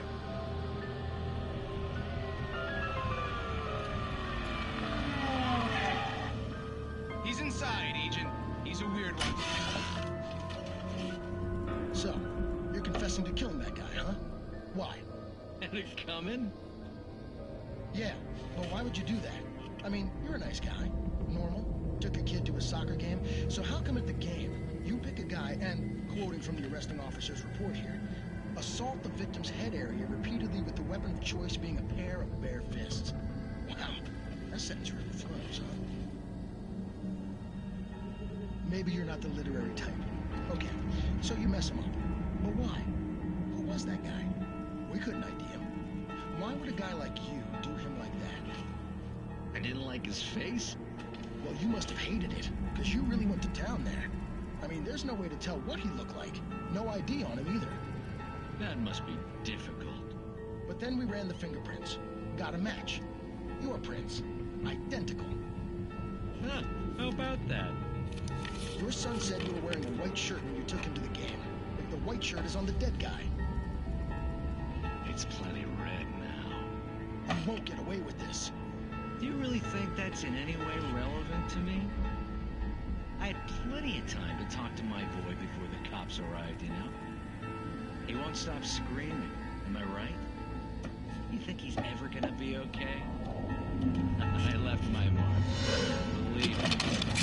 You bastard. What? You gonna shoot me? What's the point? I'm going to prison. You got me. I don't understand any of this. And you never will. Don't worry. Maybe you'll see me again, Agent. Maybe in the mirror.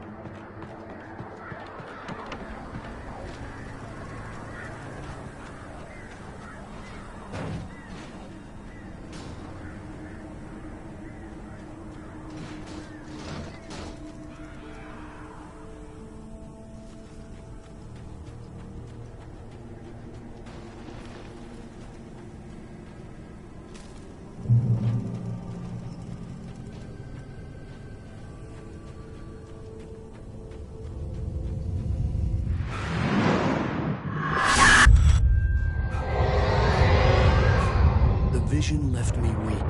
This was no head injury.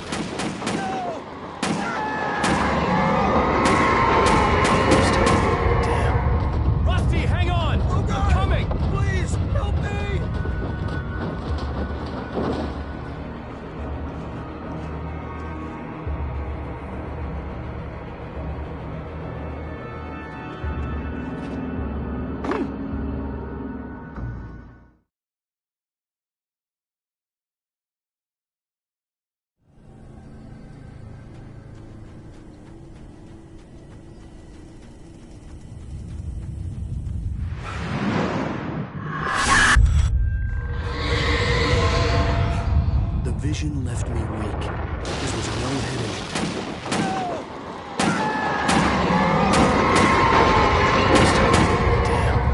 Rusty, hang on! Oh, God! We're coming! Please, help me!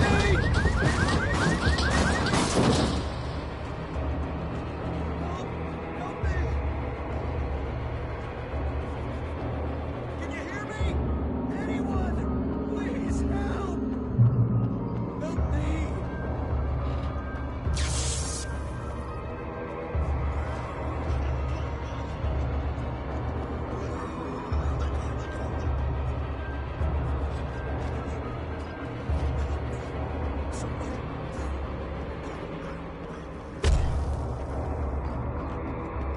Hello? Back here. I'm back here. Hey, please help me.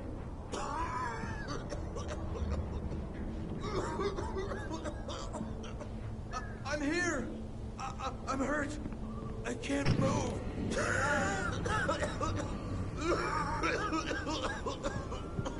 Please help me. Hello? The ranger's office was locked. I'd need a key to get in.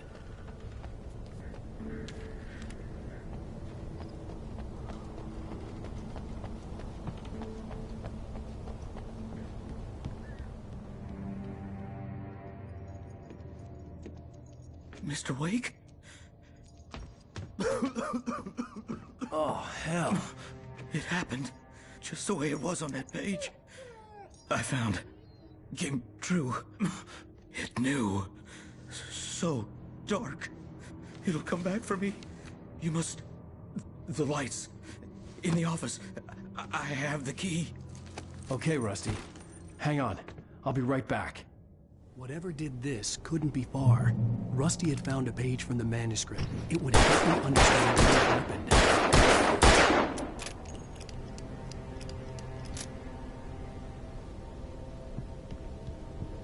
Shh. Good boy.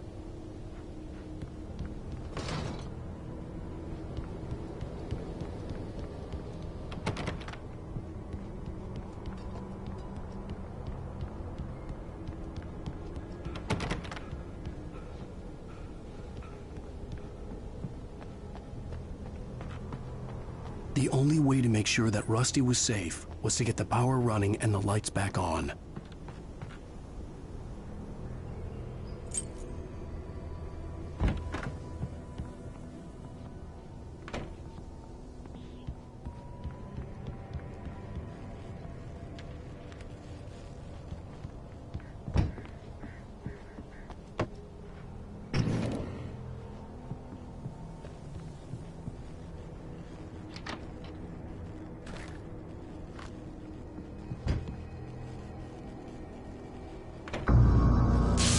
Too late. Someone had destroyed the circuit breaker. There was no way to get the lights back on.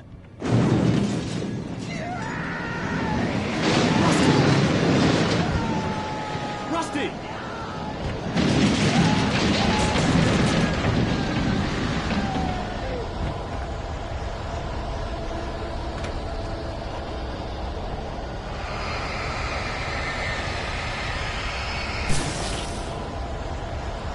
The ground was covered with oily patches that looked like liquid darkness.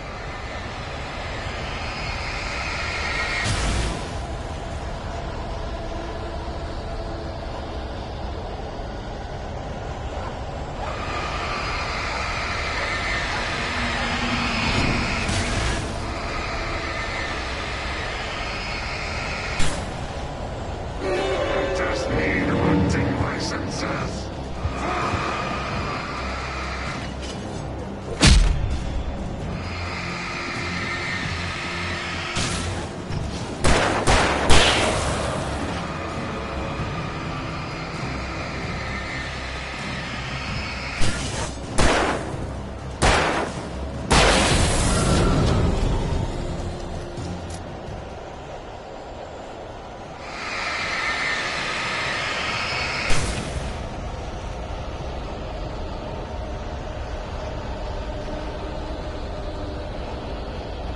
Something had torn a mammoth-sized hole in the wall. Please, Don't feed the animals.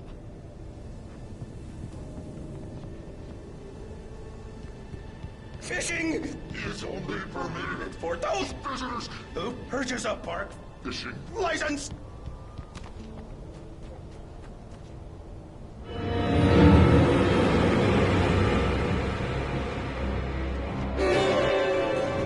Obey!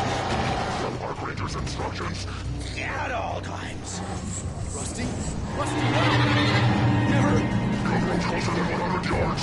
Two bears and wolves. Never approach any other. Closer than 25 yards. Pets must be leashed. At all times. Never leave your pet unattended.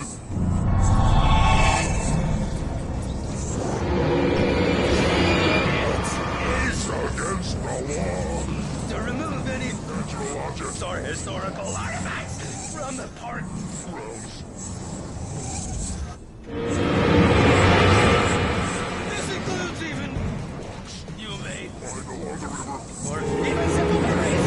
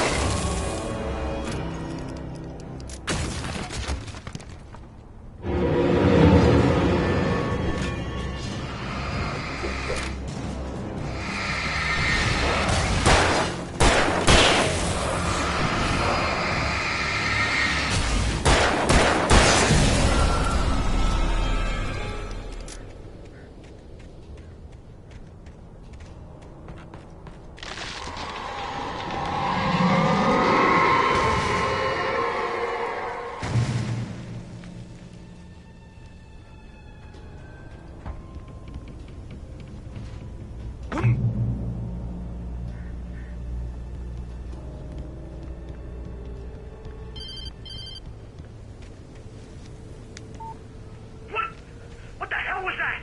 I saw from the window. I saw something. Forget about it, Barry. It's just me going crazy. Oh, jeez. Oh, jeez. You're not crazy. I wish you were crazy, but you're not crazy. Ow, be careful. Stay in the cabin. Don't open the door for anyone. I mean it.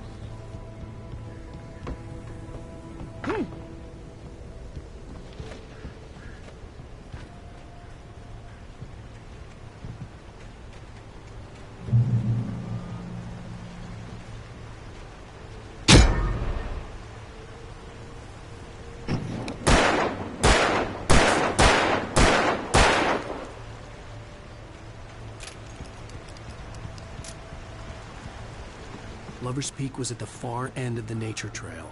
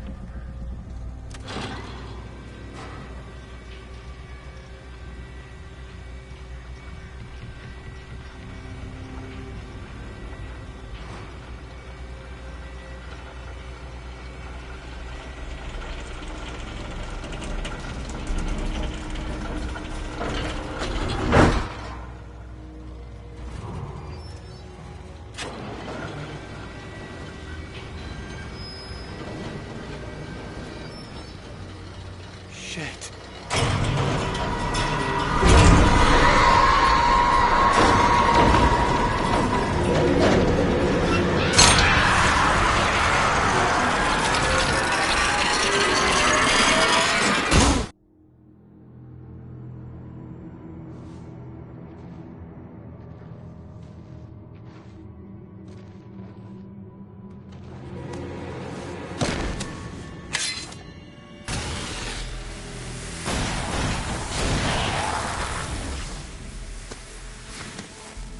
Come on, we gotta get moving. More of them coming.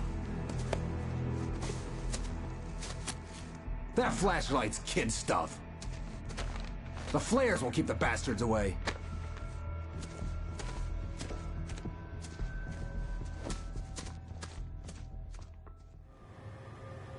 You can see them too? Hell, of course I see them. Come on, we gotta move. Why? Because that's the way the story goes. Yeah, but... Let's move! I lost my gun back there. Oh, I've got a gun. Just keep that light steady on him. It took a moment, but then I recognized him. He'd been on the ferry when I first arrived here with Alice. He knew my name. We were headed in the direction of Lover's Peak. There was no way this was a coincidence. He was the kidnapper. Come on, Wake! You better keep up.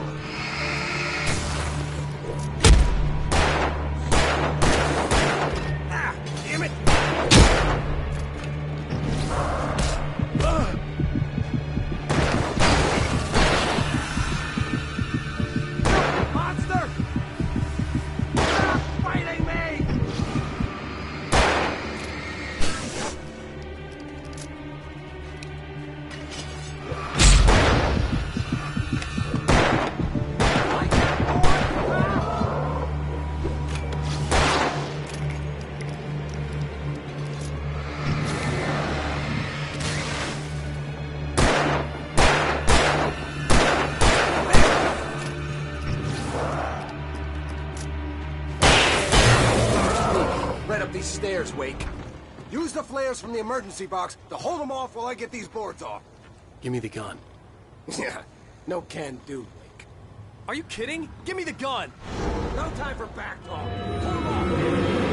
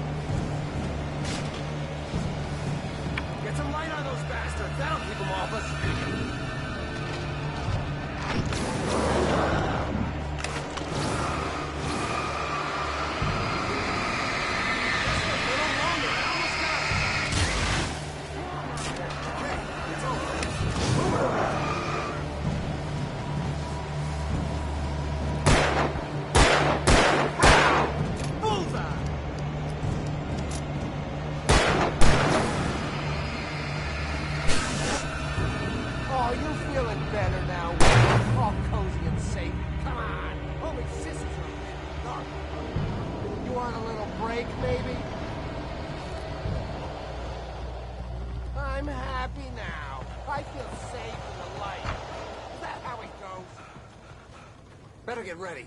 They'll be on us soon.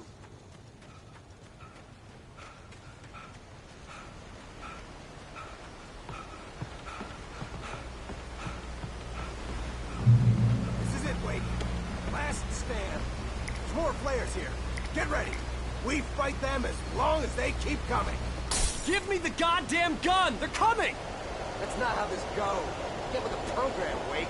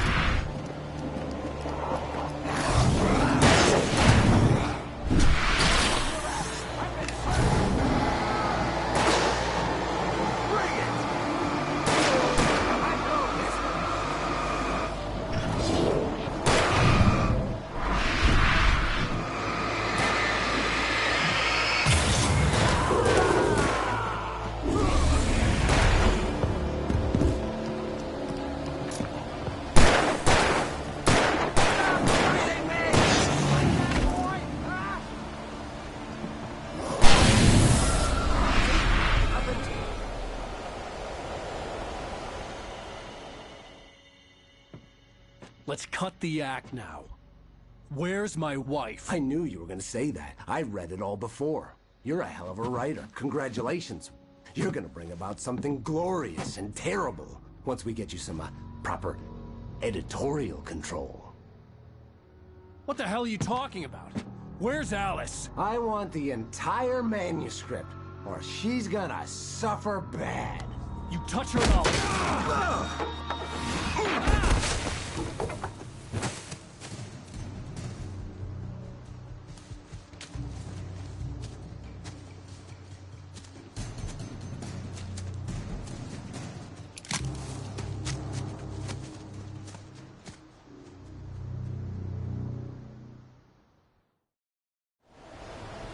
You're gonna give me the manuscript or you'll be sorry! No! Come back here! I swear I'll kill you if you hurt Alice! Do you hear me? Come back here!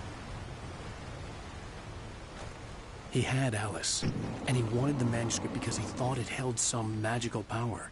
But I had no manuscript to give him. I had to get back to Barry and figure out my next move.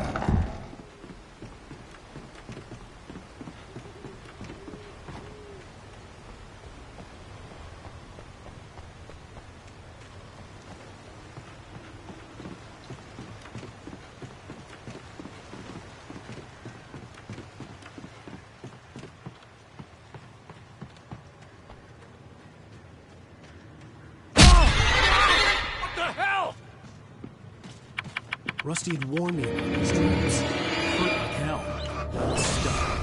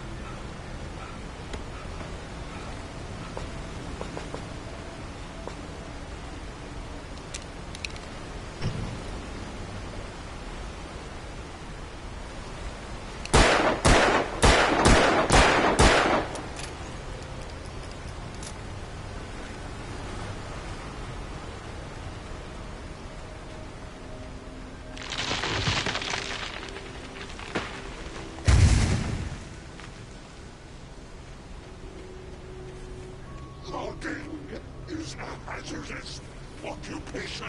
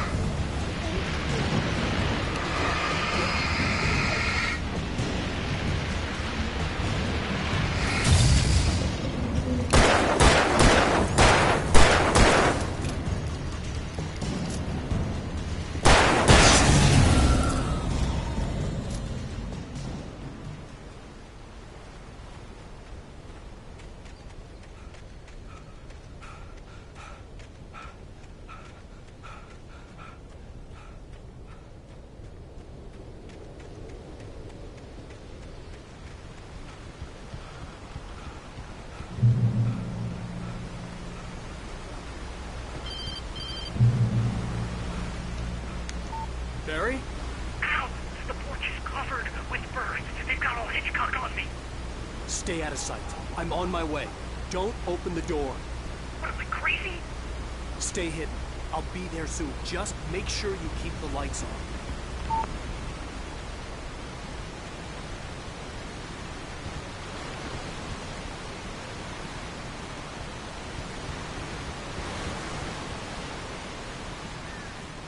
I still had to reach Barry at the cabin, but at least I was out of the woods.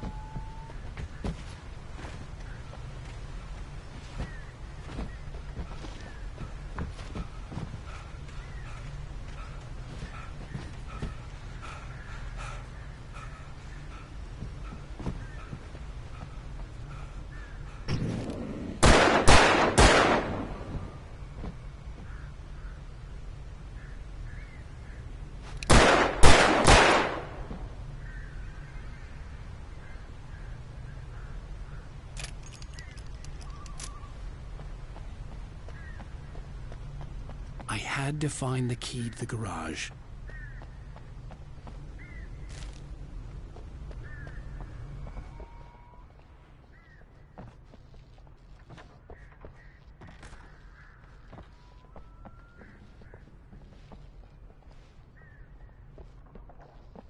I needed the garage key to get to the car.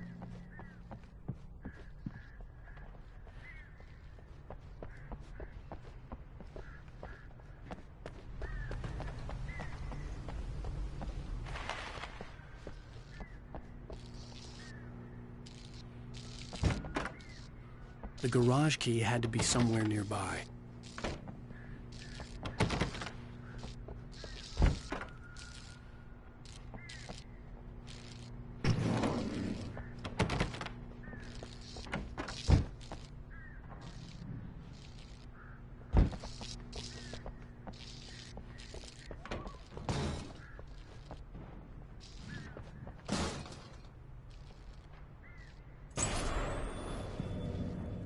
A story is not a machine that does what you tell it. A story is a beast with a life of its own. You can create it, shape it, but as the story grows, it starts wanting things of its own. Change one thing and you set off a chain reaction of events that spreads through the whole thing. The characters have to be true to themselves. The events need to follow a logic that fits the story. A single flaw and the magic is gone. The story dies. Alice dies.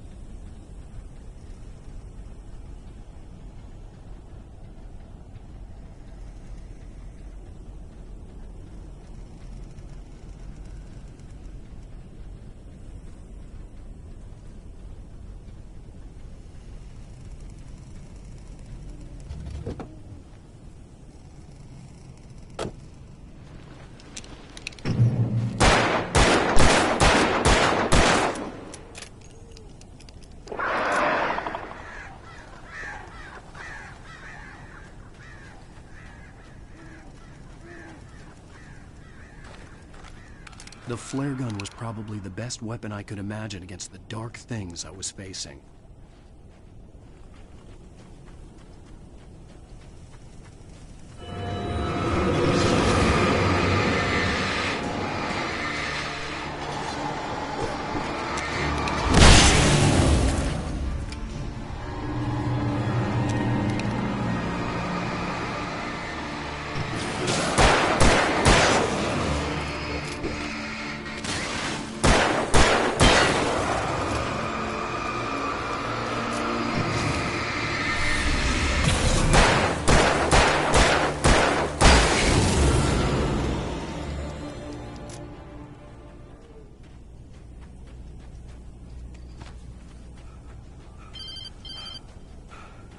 It was the kidnapper. You son of a bitch! Where's my wife? Enough horseplay, Wake. You deliver the manuscript, and you can have your woman back. Simple as that. I don't... Listen. I'm gonna need time to finish it. I still need to write the ending. I need... a week. It's not done? I need a week. 2 days. The old Bright Falls coal mine is nearby. You can find it easy, city boy. The main building, there at noon. You bring the manuscript, you'll get your wife. If not, well, get me? Yes, I get you.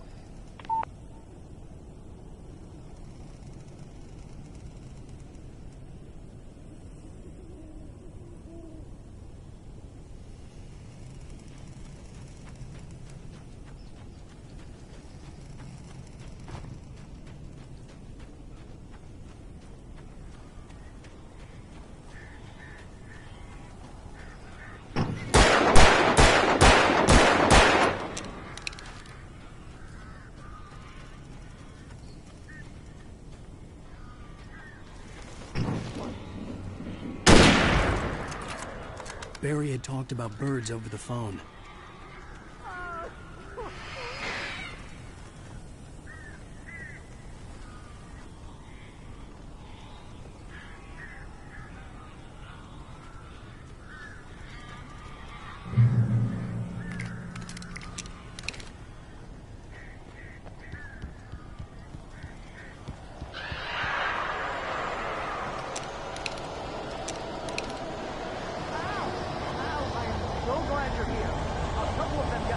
destroy blocks of kitchen.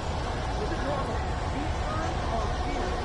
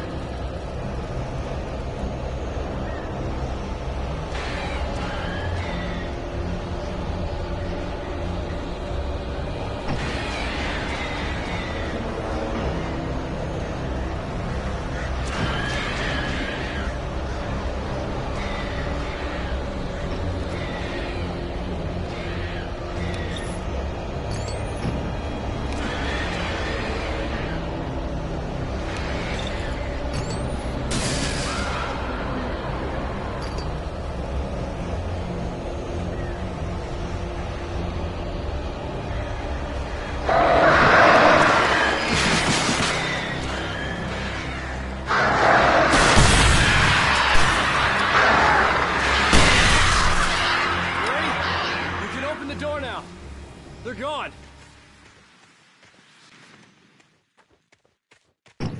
Hey, Al.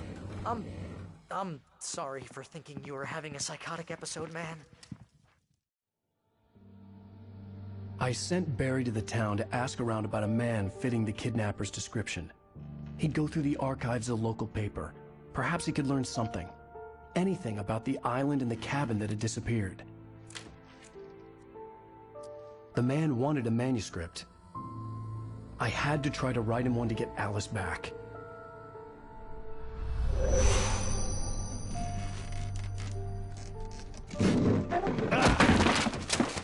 For me, the supernatural had always been nothing but a metaphor for the human psyche, a tool to use in writing fiction. Now, it was happening for real, and I couldn't put a single word on paper.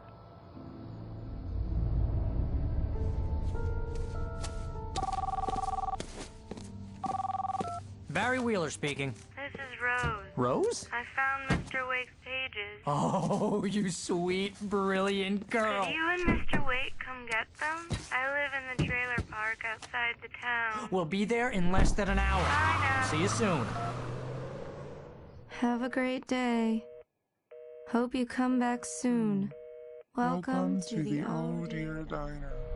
Good girl.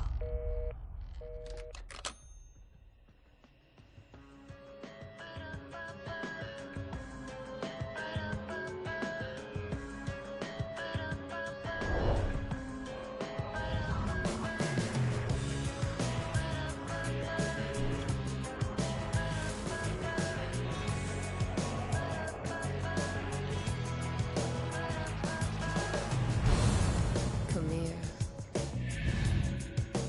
Pretty please, can you tell me where I am? You, won't you say something? Previously on Alan Wake, Alice has been kidnapped. Alan, please help me. Alice? You'll do exactly what I say if you ever want to see your wife again. I can't tell anyone except my agent Barry. Damn it, Barry, they'll kill her. You're my best friend, and I'm worried that you're not right in the head. The ransom is a manuscript I supposedly wrote that's coming true before my eyes. It happened just the way it was on that page. So dark. I have found only a few scattered pages. I want the entire manuscript. The deadline is in 2 days. I found Mr. Wake's pages. Good girl. How the hell did she get her hands on the manuscript anyway? I don't know. She's resourceful. I told you you were too hard on her. Listen, I found out all sorts of interesting stuff while I was digging around. Yeah. Mr. Wake, it's Sheriff Breaker. We have an FBI agent here, Agent Nightingale. FBI? He's anxious to see you. You'd better come to the station. Okay, I'll be right over, Sheriff. Let's make this quick, huh? Help you folks? Name's Randolph. I'm the manager. We're looking for Rose. Works as a waitress down at the diner. Rose, sure. Nice girl. Who wants to know? I'm Alan Wake. The writer, huh? I heard on the radio you were visiting. Well, I'll show you her trail. That Rose, she's a nice girl. Always pays her rent on time. As I was saying, Al, I found all sorts of weird stuff from the local newspaper's archives. This place is crazy. Disappearances, mysterious deaths, urban legends come true, and, get this, most of this stuff takes place around Cauldron Lake. Well, you ain't wrong, mister. The Indians thought the lake was a doorway to the underworld. I'm the God-fearing type myself. I don't hold with that sort of thing. Yeah, okay. Anyway, there was an island there owned by a guy called Thomas Zane. Now, some of the articles I found about him make him out to be a famous writer, but I ran a bunch of searches, couldn't find a single thing he wrote. Zane was heavily into diving, so much so that the place came to be called Diver's Isle. But the volcano under the lake erupted in 1970, and Zane went down with the island. Yeah, how about that? It was there in the morning, as if it had fallen from the sky. But it would take a tornado to lift something like that. We're damn lucky it didn't crush any of the trailers.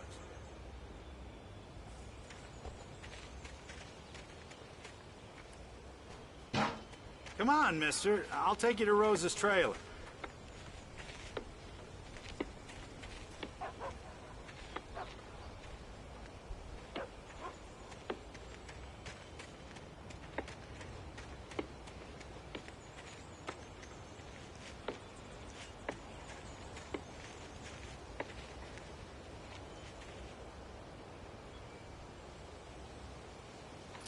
gets better. A local girl, Barbara Jagger, drowned in Cauldron Lake just a week earlier. They were lovers. Sure, Jagger's a local spook store. The Scratching Hag.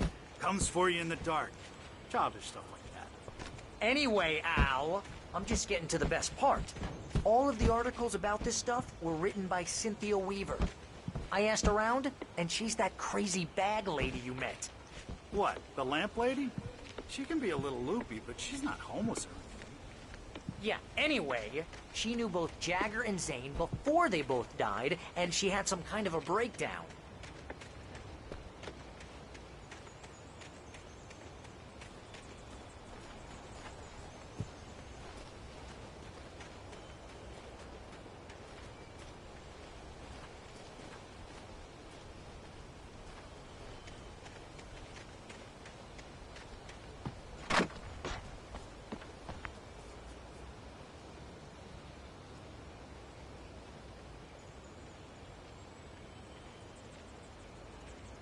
Just follow me. It's not far.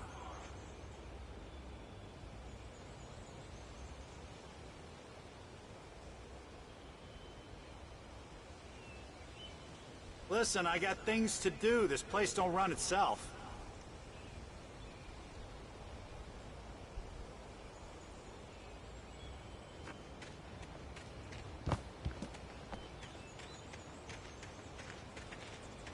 Well, mister, this here's Rose's trailer.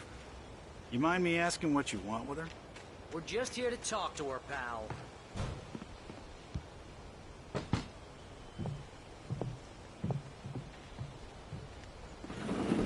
Welcome to...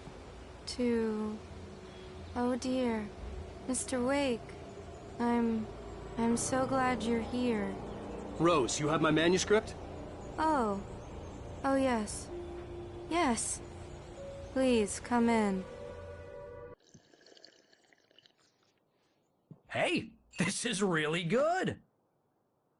Rose, Yes, my manuscript. I really need it. I understand. I know what you need. A muse to inspire you. Oh, for Barry. She doesn't have anything. Yeah, hey, Al? Al, what's... Oh... Barry! What? What?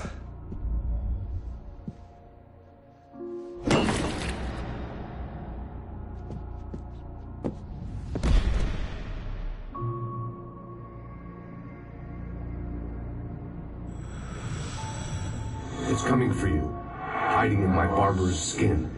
I'm too weak to stop it. You must turn the lights on. I promised I'd come visit you and your lovely wife. You must finish what you started. I insist. You must turn the lights on. Turn the light on. Back to work, boy.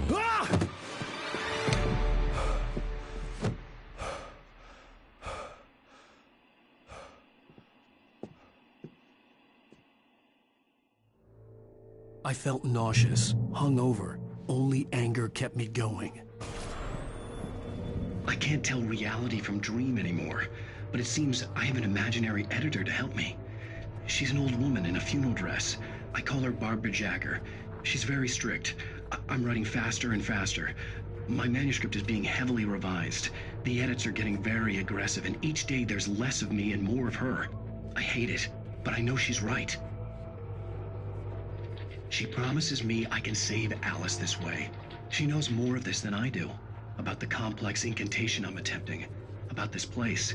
She's worked with another writer under similar circumstances, Thomas Zane. The genre of the story seems to be shifting. It's turning into a horror story. I'm getting close. I can feel it.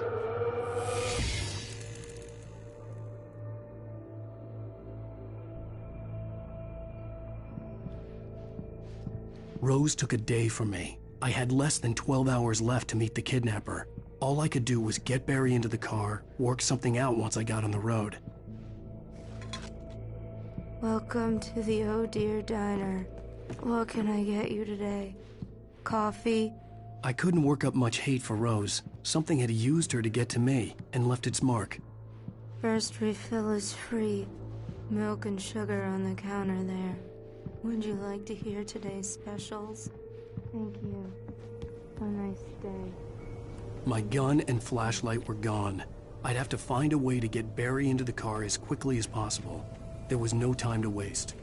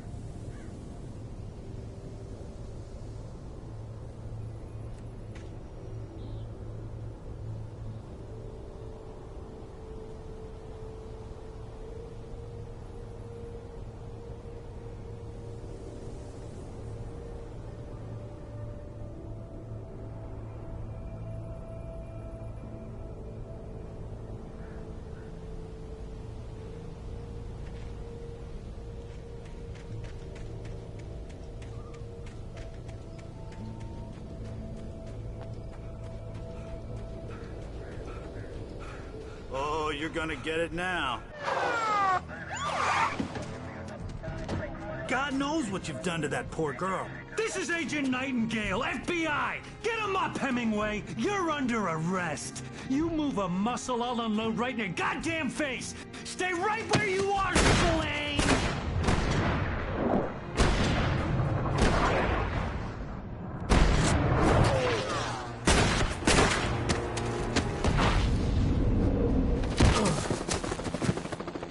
What are you? I'm standing right here, you goddamn maniac!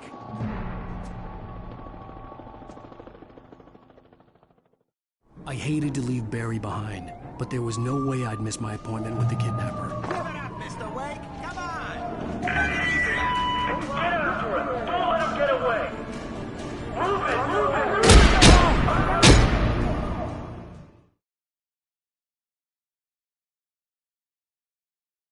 The kidnapper. Give it up, Mr. Wake! Come on! Take it easy on him! Get after him! Don't let him get away! Move it! Move it! Move it! I'll have you charged and let him get away!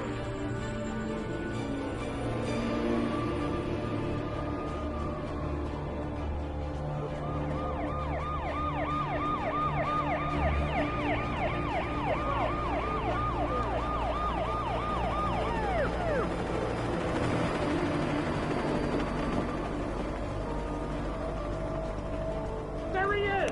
Freeze! Okay, man. Keep your eyes peeled. He's gonna try to make it through here. Where did he go? Oh, damn.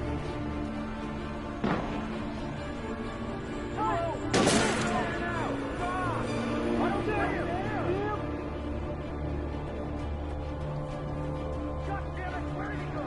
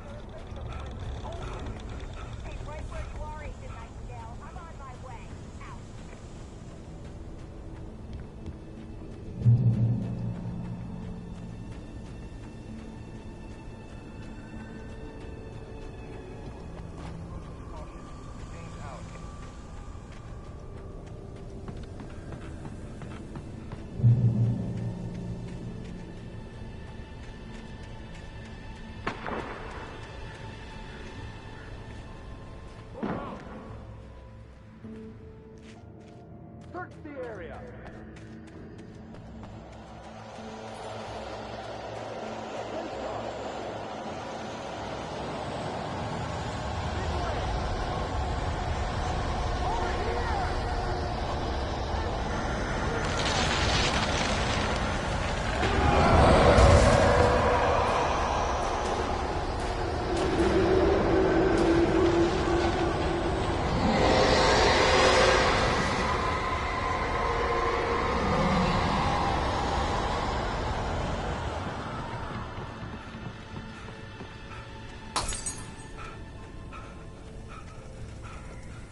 This horror was everywhere I went, circling me. The cops didn't stand a chance. They were after a writer, not a monster. It's Wake's doing. Wait, are you seriously telling me that geek writer just took out my deputies? Are you kidding? I mean, it's the guy who wears the green jacket. He's the guy we're chasing. If it's not him, who then? Bigfoot? Over. I don't know yet, but I'm not in the habit of jumping to conclusions. That tends to come back and bite you in the ass. Out.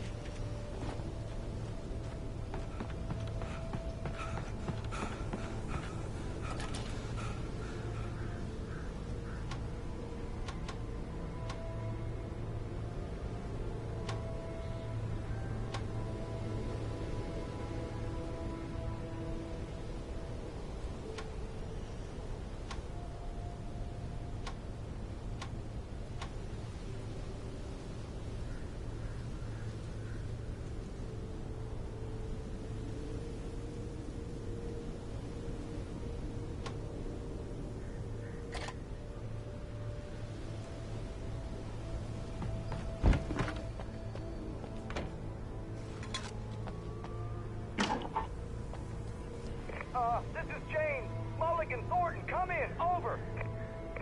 Thornton here. James, we got both Wheeler and Rose in custody. They didn't put up a fight or anything. Why, they were... Hey, what you... Come on! Sit down and give me that. Jane, Mulligan here. Over. Go ahead, Mulligan. Over. We got Wheeler and Rose here. Wheeler's drunk or hopped up on something. Speaking of which, that Fed had a pretty distinctive whiff of Otis Scotch about him, you know what I mean? Over. I don't have anything on that, Deputy Mulligan. Over. Well, whatever. Anyway, Rose is just being plain weird here. You better get Doc in to take a look at both. Over. Gotcha. You better get them here quickly. The, Fed's gonna want to interview Wheeler. Over. Oh, yeah, I'll bet he does. Looks like they have a lot in common. Mulligan out.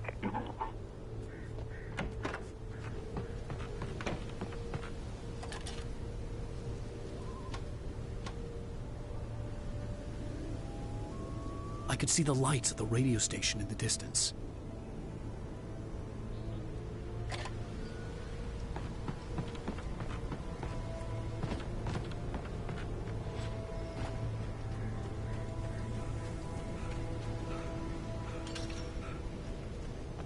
I imagined that the broadcast tower in the distance was part of the local radio station. Maine seemed like a decent guy. Perhaps he could give me directions to the coal mine.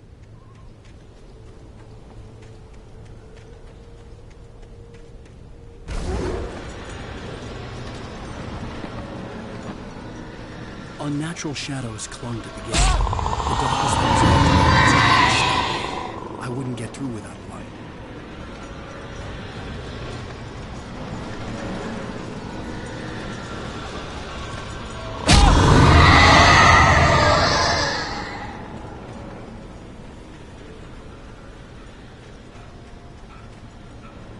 There was no power to the searchlight.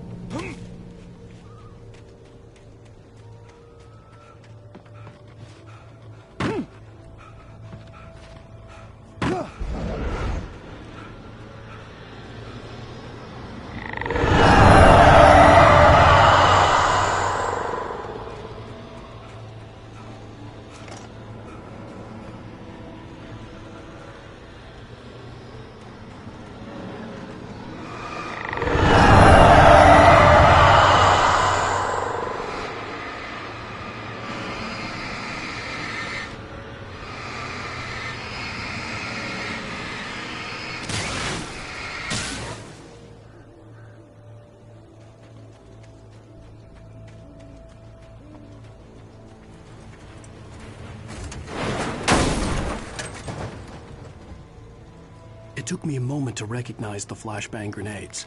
They were an ideal weapon for my situation. Team 1, come in. Over.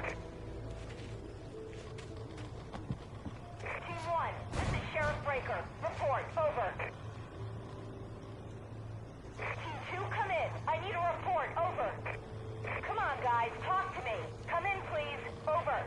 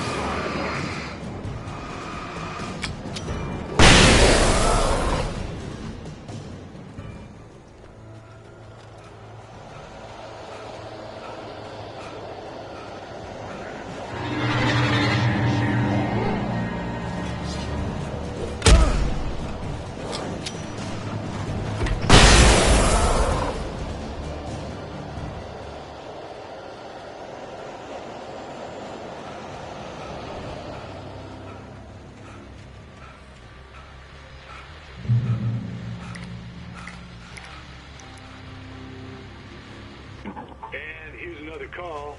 You're on KBF-FM with Pat Maine. It's Milt Peabody, Pat. What's on your mind, Milt? Well, I live near the trailer park, Pat, and there's a big ruckus going on over there. Well, that's just up the road from me, too. What's going on, do you know? I don't know, but there's a bunch of police cars there, lots of sirens, a helicopter buzzing around, and I think I heard some gunshots. Gunshots? Yes, sir, like from a pistol. So can you find out what's going on? Because it's just next door and they're popping off guns there. They're still shooting? No, it was maybe 10, 15 minutes ago. It sounds serious, Pat. I'm telling you, it don't sound like no party. Well, I'm certainly going to give the station a call, Milt. Okay.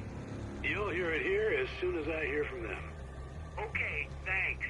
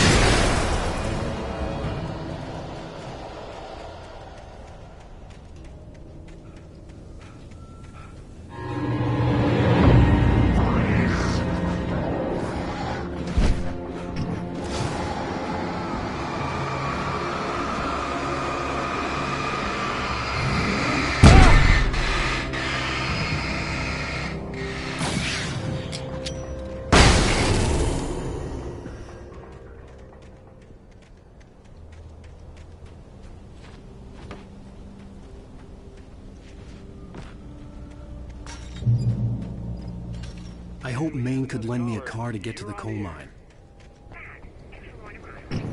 Why, hello, Lorna. What do you have for us? I just don't see why the cops bothered with the trailer park. What do you mean? It's a trailer park. Of course you're going to have trouble in a place like that. I mean, what do you expect? The sheriff should be helping us normal citizens instead of wasting resources on those people. Well... They'll have to try to sort themselves out. I'm sorry, but my granddaddy settled in Bright Falls in 1911. Well, thank you very much for that compassionate viewpoint, Lorna. Oh, here's a little surprise. The famous writer Alan Wake just walked in. Folks, I'm going to see if I can talk him into an interview. Come on. Oh, I'm so glad you could find the time to do this, Mr. Wake. Nowhere to run now, Dan Brown. You back away from me. Don't hurt it. Whoa. Everyone calm down. Put the gun down. We're all friends here, right? Cool your jets, Nightingale. We got him. Judas Priest! What the hell's the matter with you? There's a civilian in there.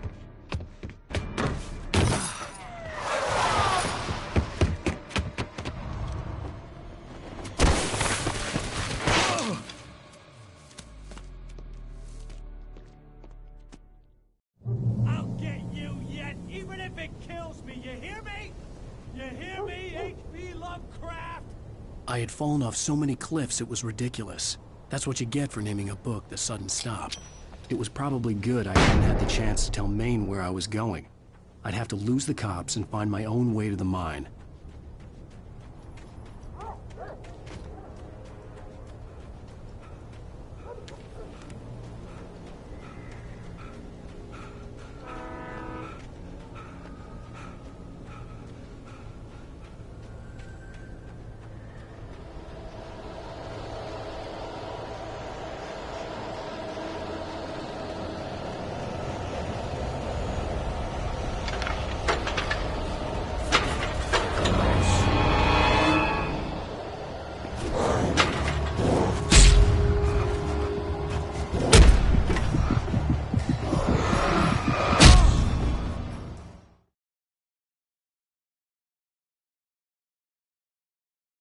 I'll get you yet, even if it kills me. You hear me? You hear me, H.P. Lovecraft? I had fallen off so many cliffs it was ridiculous. That's what you get for naming a book The Sudden Stop. It was probably good I hadn't had the chance to tell Maine where I was going. I'd have to lose the cops and find my own way to the mine.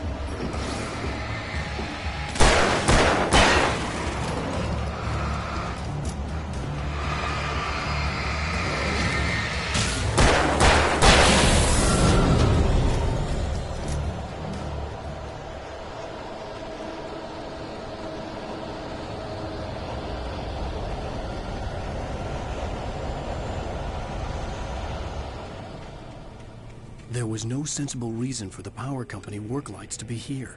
It was almost as if they'd been left for someone like me to use.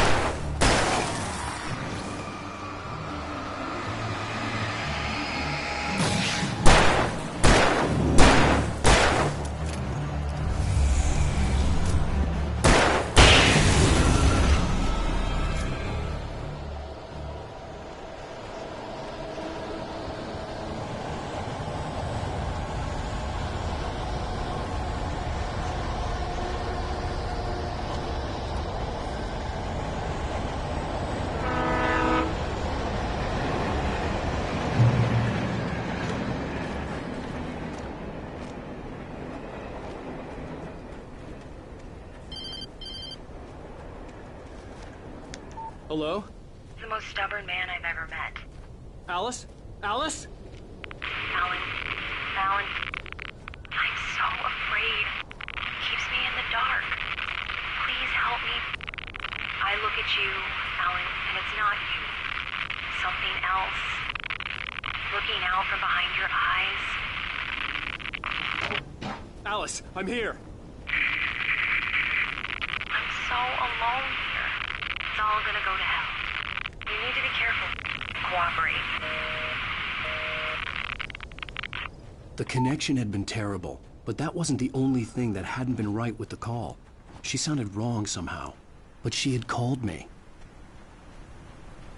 I could see a railway bridge up ahead, and a warehouse of some sort on the opposite shore. I hoped I could find a car from there.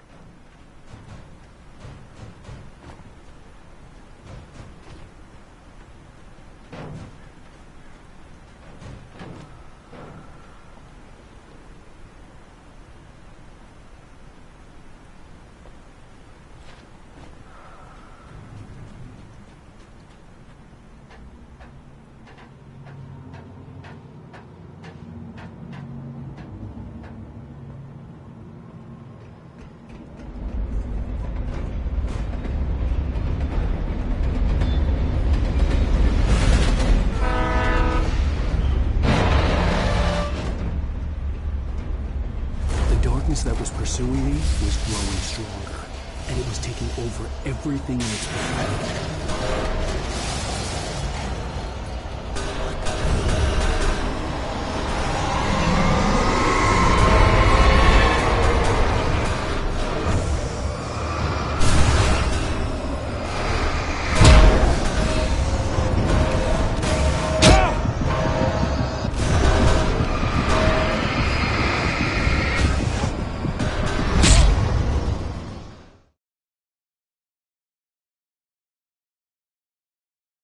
Warehouse of some sort on the opposite shore. I hoped I could find a car from there.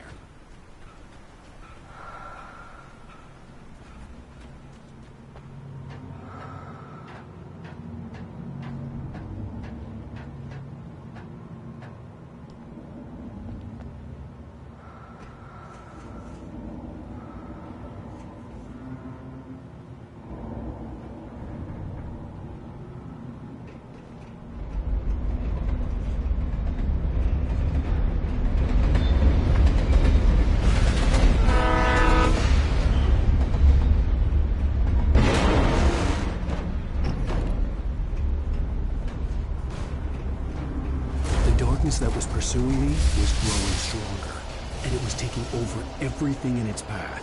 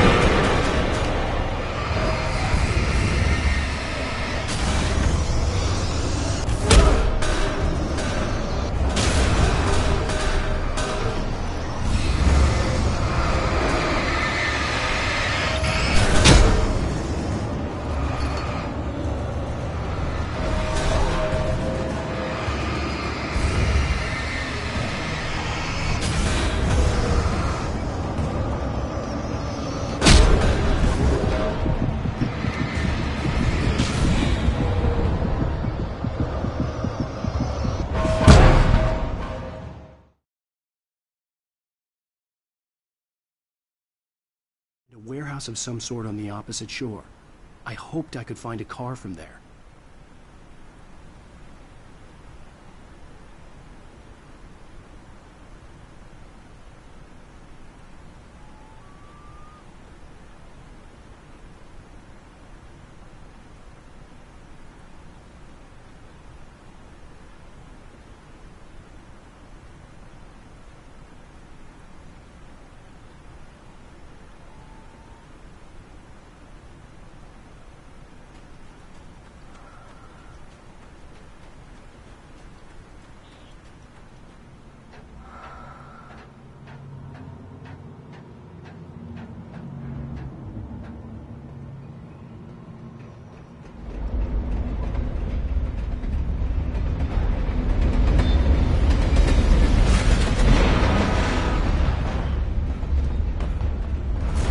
darkness that was pursuing me was growing stronger, and it was taking over everything in its path.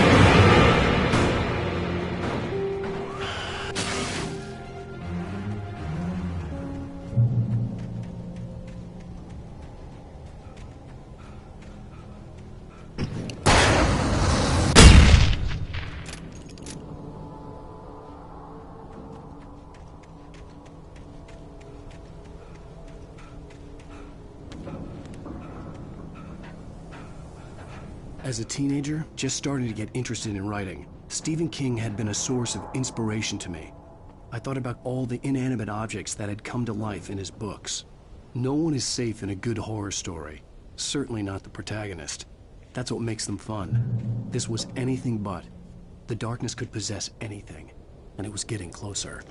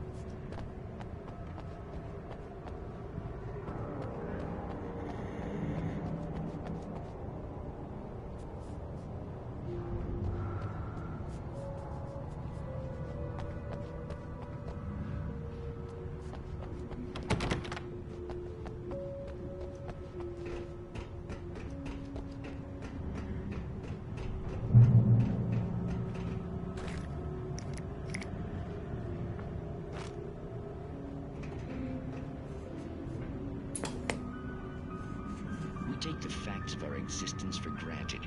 unaware that they are merely a thin veneer of desperate self-delusion, covering a vast cosmos of madness and horror.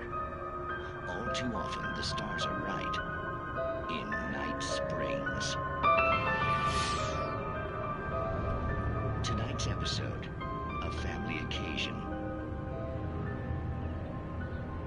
Journalist Alvin Derleth's trip to study the local customs of an insular community in Night Springs has been less than successful. Until tonight. Well, I'm glad you changed your minds about this. Ancient customs, local mythology. My editor loves this kind of stuff. Well, Mr. Derleth, we don't want to feel like we're on exhibition. But you have demonstrated the seriousness of your intent. Oh, I am serious. Really, just do your thing. I'll stay out of your way and observe. Actually, I thought you could assist us. I'm afraid we are a man short. It would provide you with an intimate perspective. Could I really? Of course, Mr. Derleth. Well, I guess that's the least I... What would I have to do? Oh, here. Let me show you with a kiss.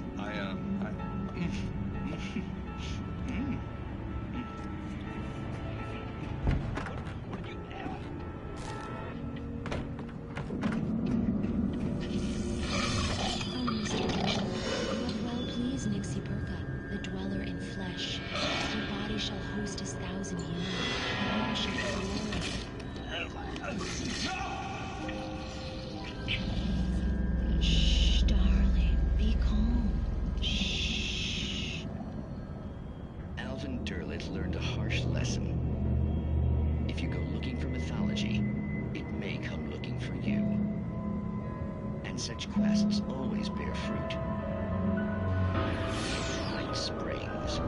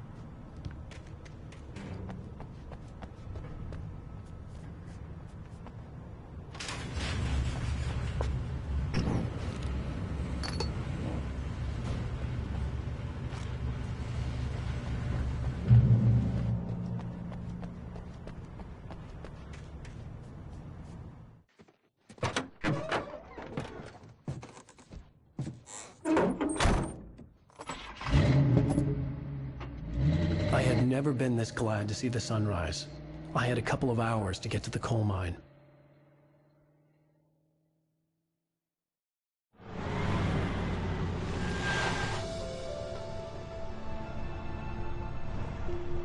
The coal mine wasn't far now.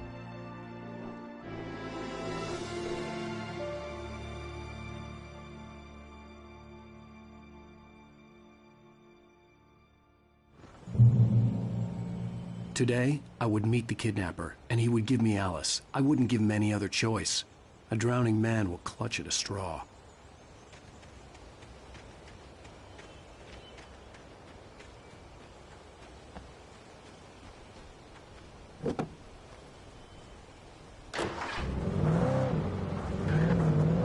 Little by little, without realizing it,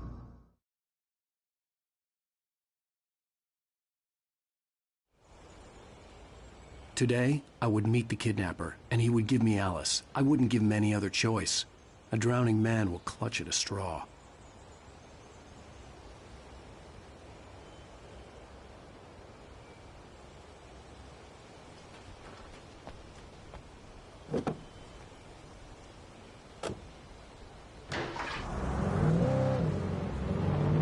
Little by little, without realizing it, I'd come to believe that the story in the manuscript was coming true. The current of its narrative had taken me deeper and deeper into dark waters. Alice had been taken from me. Barry was probably in jail. I was a fugitive from the FBI. The whole world taken over by the Dark Presence was trying to destroy me. It all felt real, but it matched a textbook case of insanity.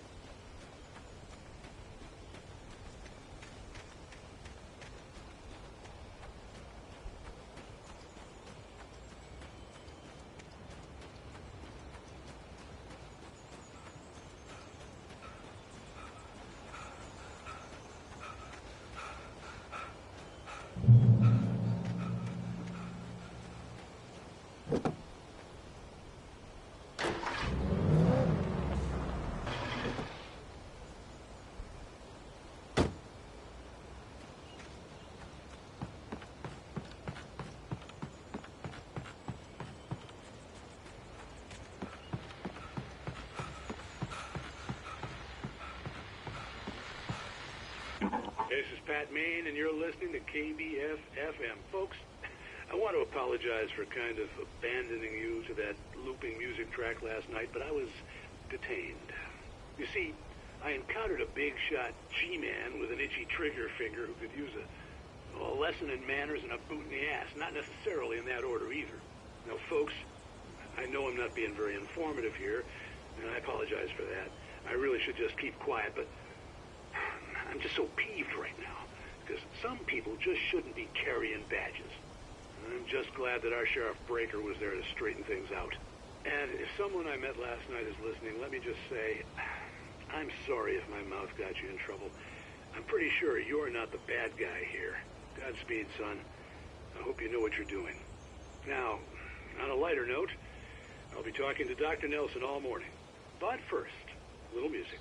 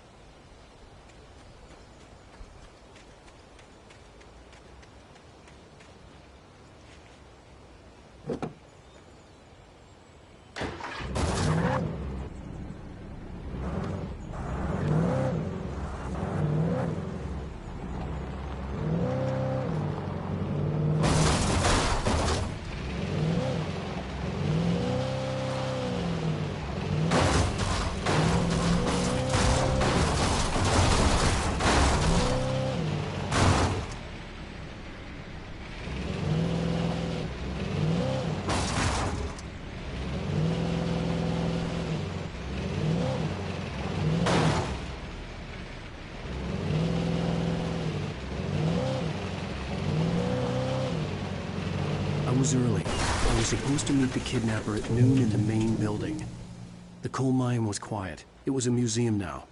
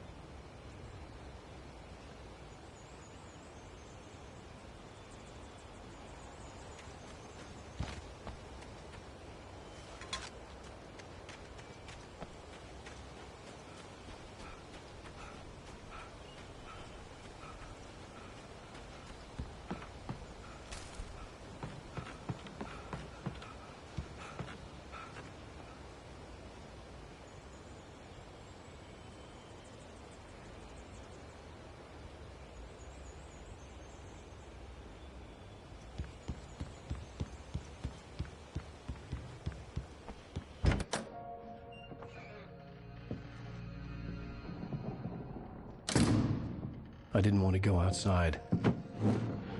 Cops had to be looking for me. The noon sun turned the place into a sauna. The day dragged on.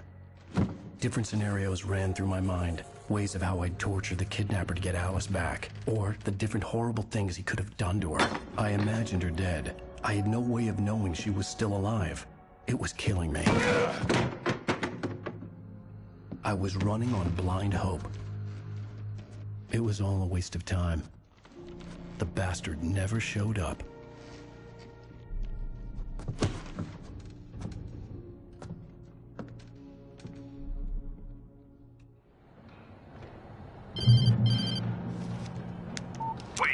Where the hell are you? Change of plans. You know where Mirror Peak is? It's a big mountain north of where you are. You follow the path from the mine, you can't miss it. There's a lookout point there. I'll be waiting.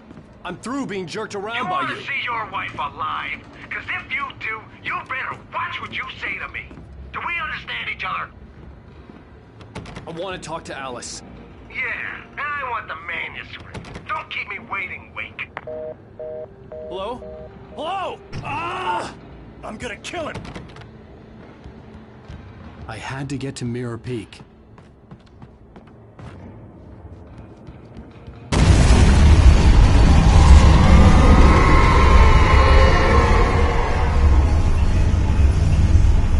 It was close. Maybe closer than ever before.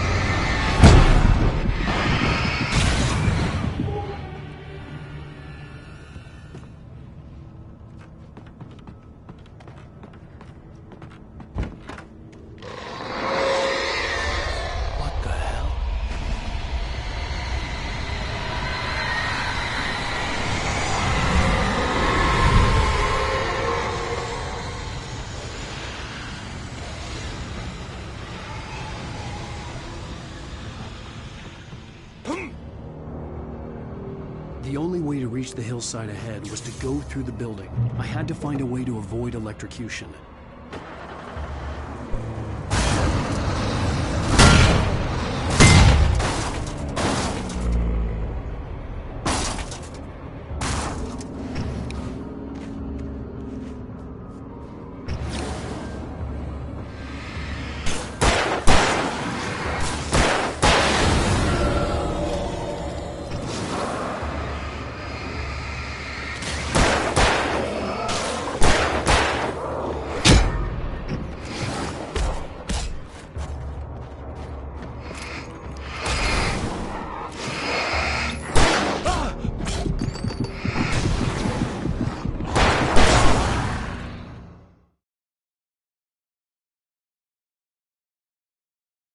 I had to find a way to avoid electrocution.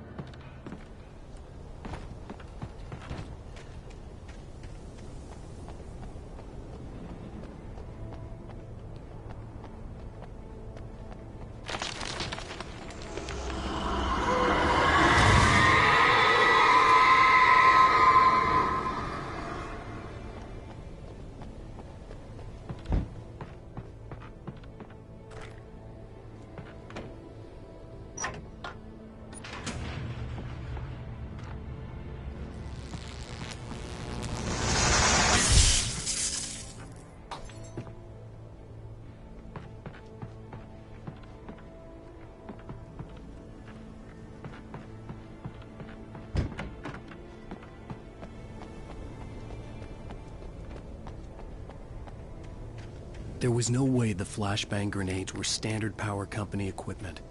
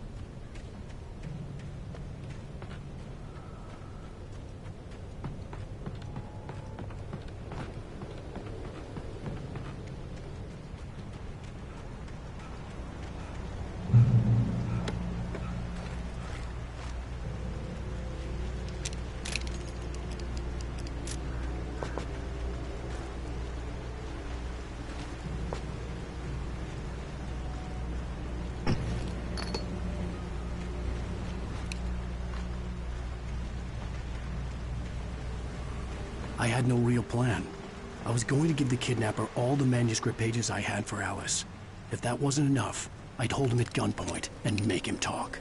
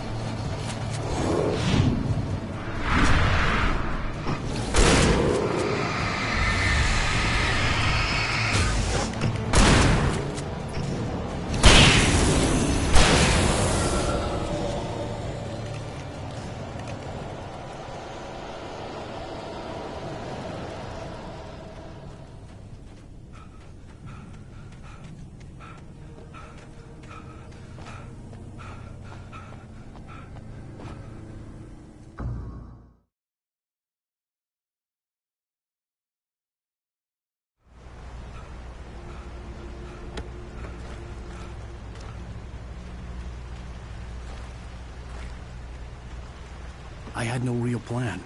I was going to give the kidnapper all the manuscript pages I had for Alice. If that wasn't enough, I'd hold him at gunpoint and make him talk.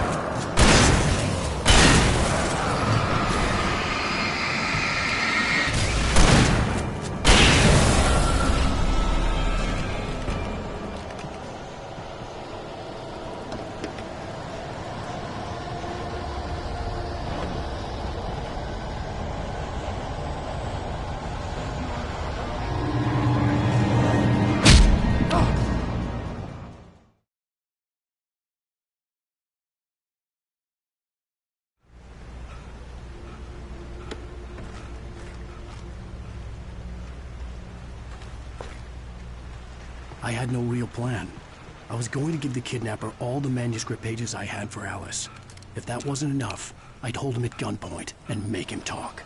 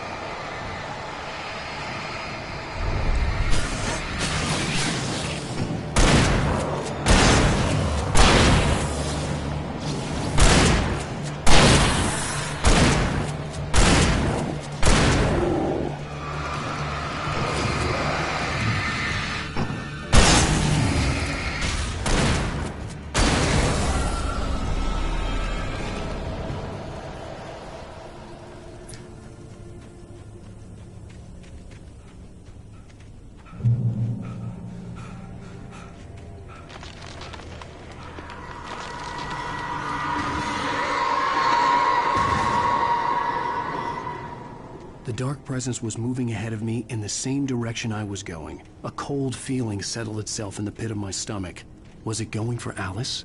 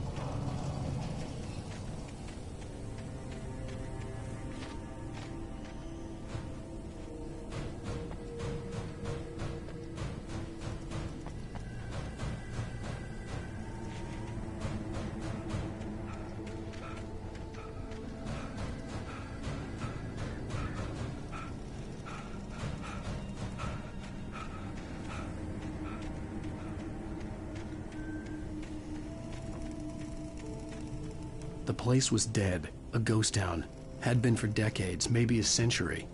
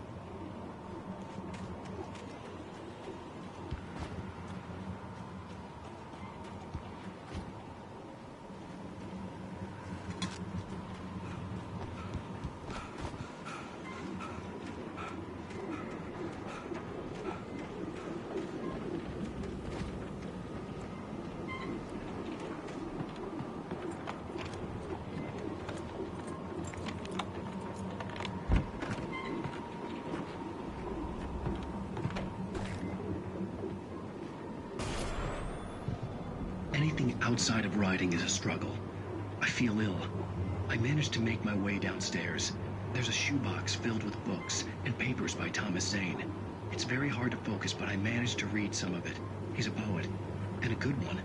He writes of muses and creators summoning fabulous things from a magic lake, using his powers to shape the world of a realm of gods and dreams and demons, dark things that wait for a chance to slip through, wearing the flesh of men as disguise. Zane writes about himself, his girlfriend being taken over by a dark presence, about growing scared of the lake. Zane believes it's a mirror to the gaping void of darkness above, where some Lovecraftian presence lurks. I crawl back upstairs. I'll borrow these things for my story. They ring true. They fit.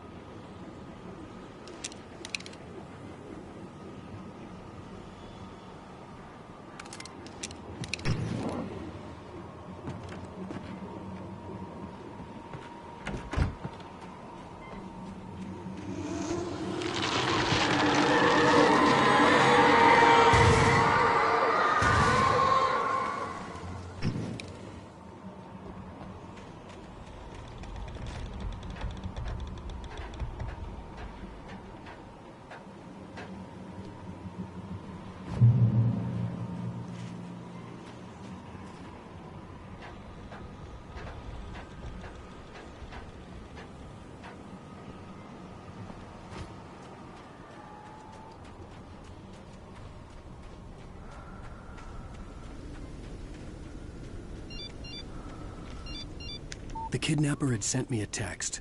The message was full of spelling errors and insults. It was telling me to hurry up.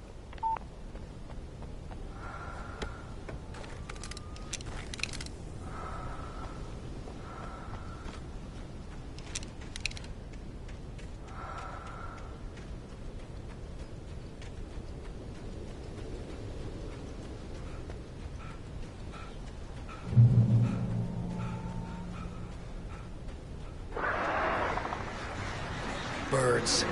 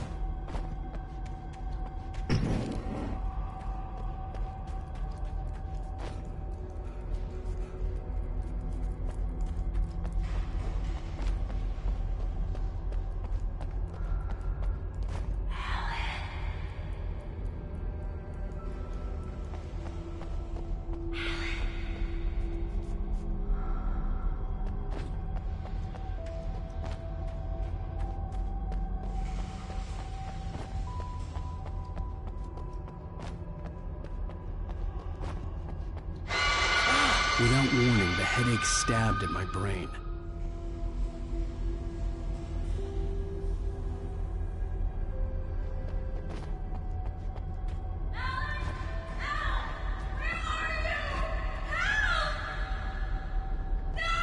Alice?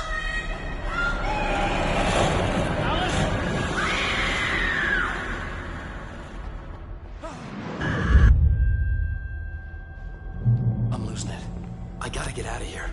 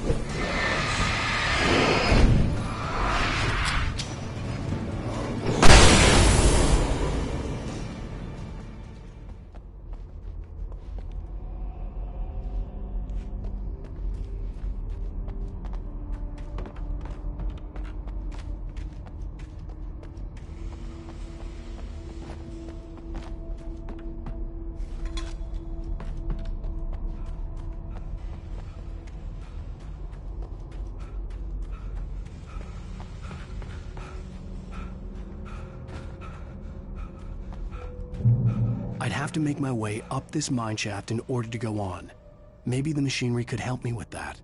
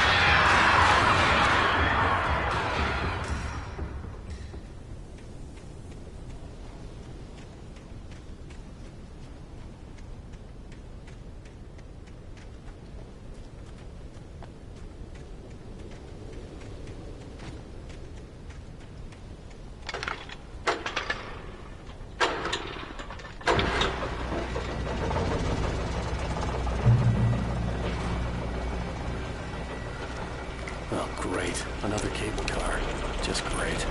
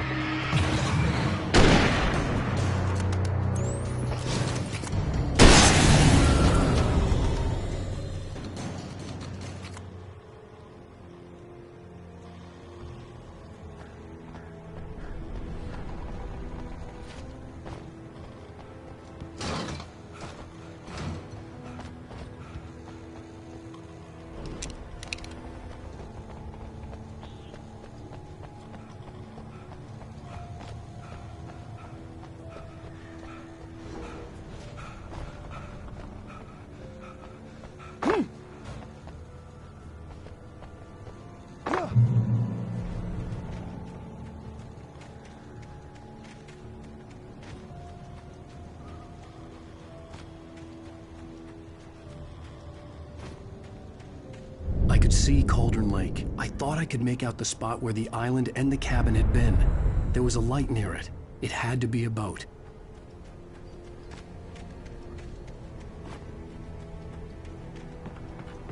I was close now. I had to get there fast. I dreaded what I would find. Wait! Are you? Wait! Hey, I'm here! I'm coming! No! Get away! Sorry. Please, Slade. The boss didn't know who he was messing with. I didn't know. I swear, I didn't know. We don't have a wife. We don't know where she is. She's probably drowned. We just said we had her to make him play ball. You see? They got him writing for us.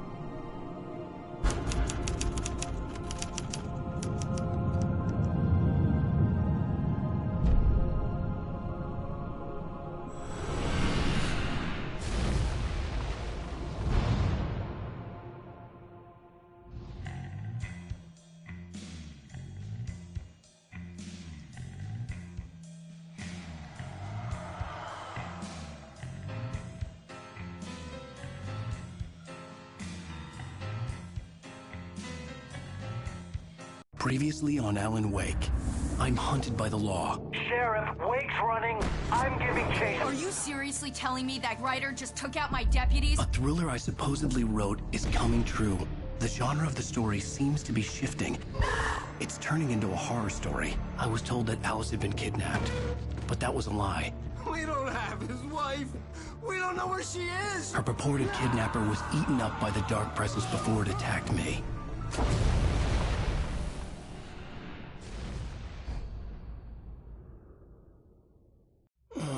Alan, shh, baby. It was just a nightmare. Alice. There you go, Alan. Hartman, I fell. I had to give you a sedative. Don't fight it. You went through another rough period. What? Right now, it's very important that you stay calm. We don't want you to have another episode. You're a patient at my clinic. Have been for a while now. The shock of your wife's death triggered a mental illness. No, you lie. You're suffering from various symptoms of undifferentiated schizophrenia. Bastard. It's okay, Alan. Just let go.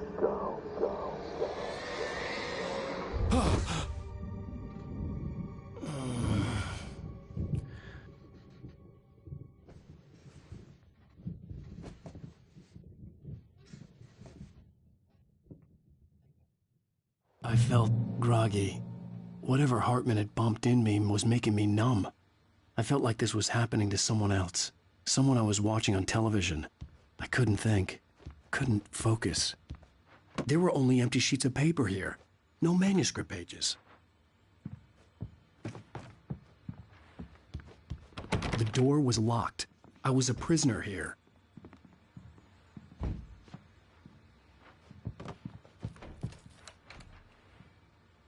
Good evening, Alan. Are we feeling better now? Feeling calm?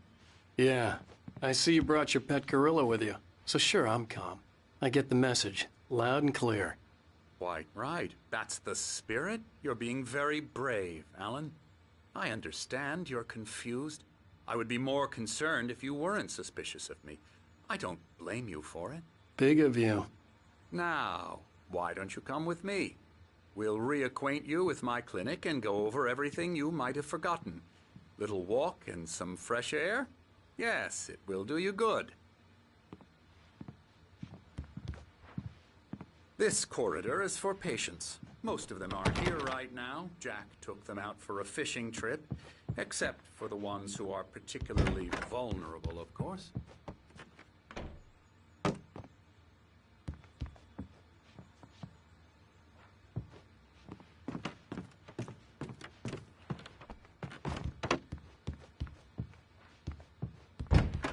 I encourage creativity as a part of the recovery process here at Cauldron Lake Lodge.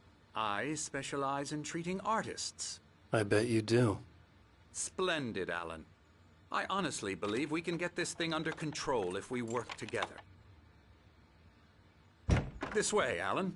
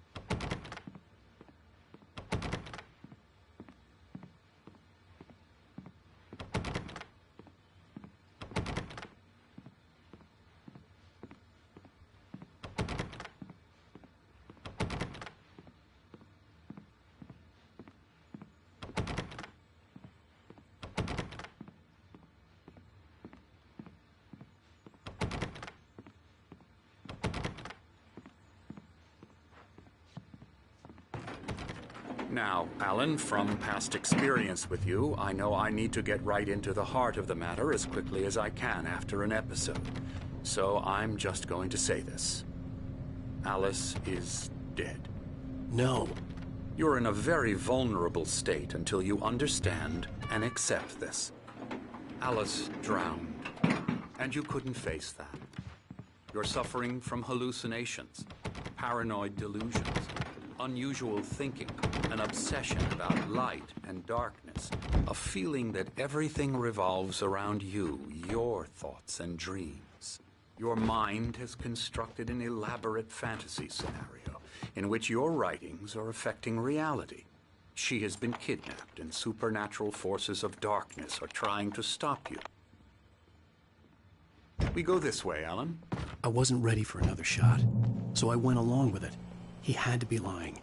But under the influence of the drug he had given me, I had to fight not to believe his words. It's all in your head. You've been making it up. Apart from the tragic accident with your wife, no one has been killed. Your delusions are just a manifestation of your subconscious mind trying to protect you from the too painful truth. Unless we fight the fantasy, it will return. I know the instinct is to resist me, but think about it. Doesn't this make far more sense than the insane supernatural conspiracy you have concocted in your mind? You're a skeptic by nature, Alan. We both know this. Everything can be explained logically.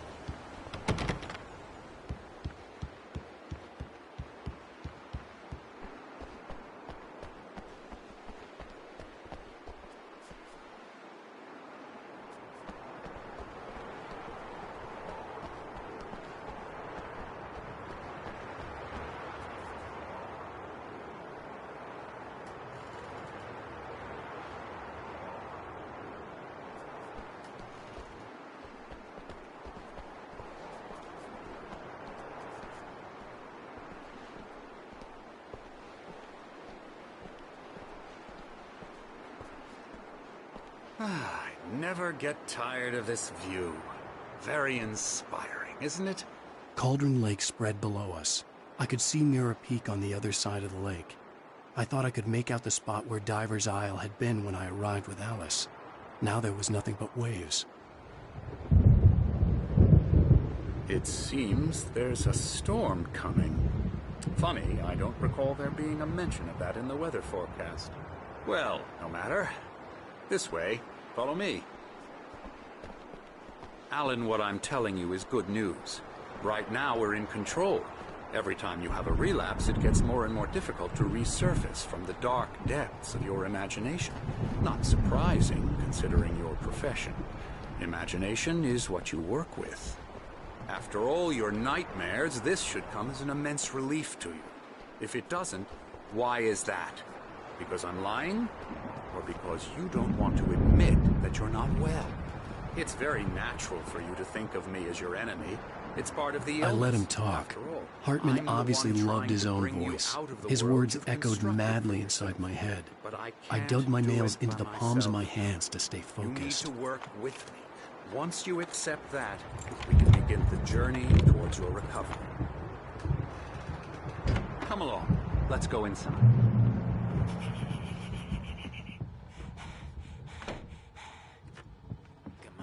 Now, here's the entrance to the office wing. That's for staff only. You were impressed by my trophies when you first arrived here. I do love to hunt. The great outdoors, man versus nature. It's wonderful stuff.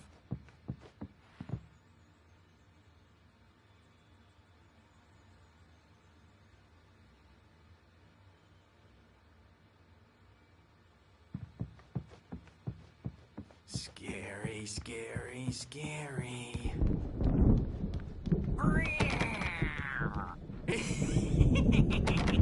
Emerson.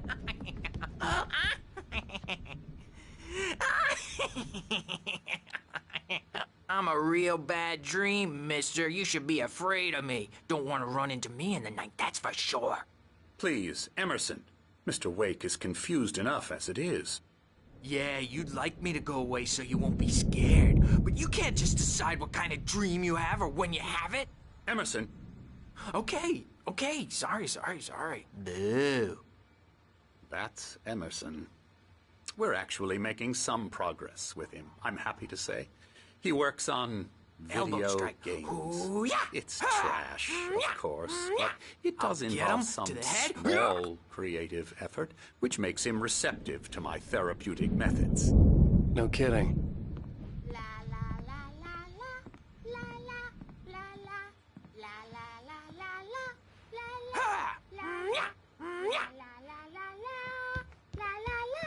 Now, you might have noticed the typewriter in your room. You've been writing as a part of the therapy.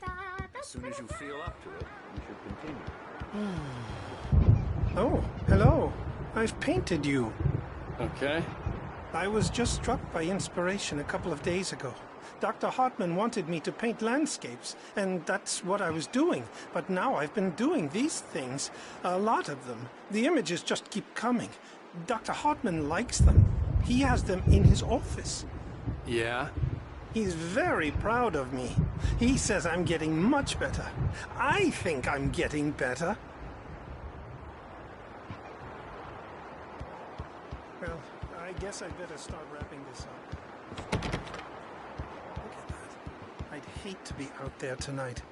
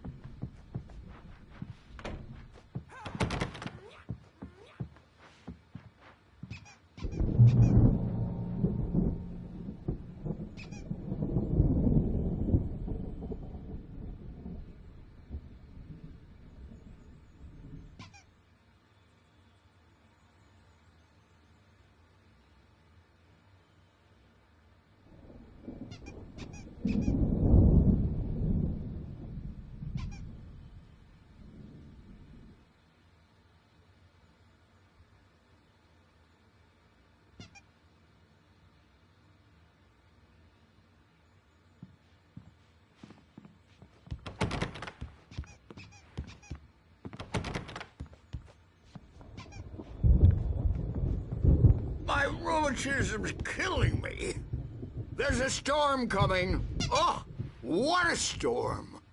I hope it wipes this place off the face of the earth. And these two are the Anderson brothers, Odin and Thor. They had how should I put this? A heavy metal band in the 70s and 80s called Old Gods of Asgard.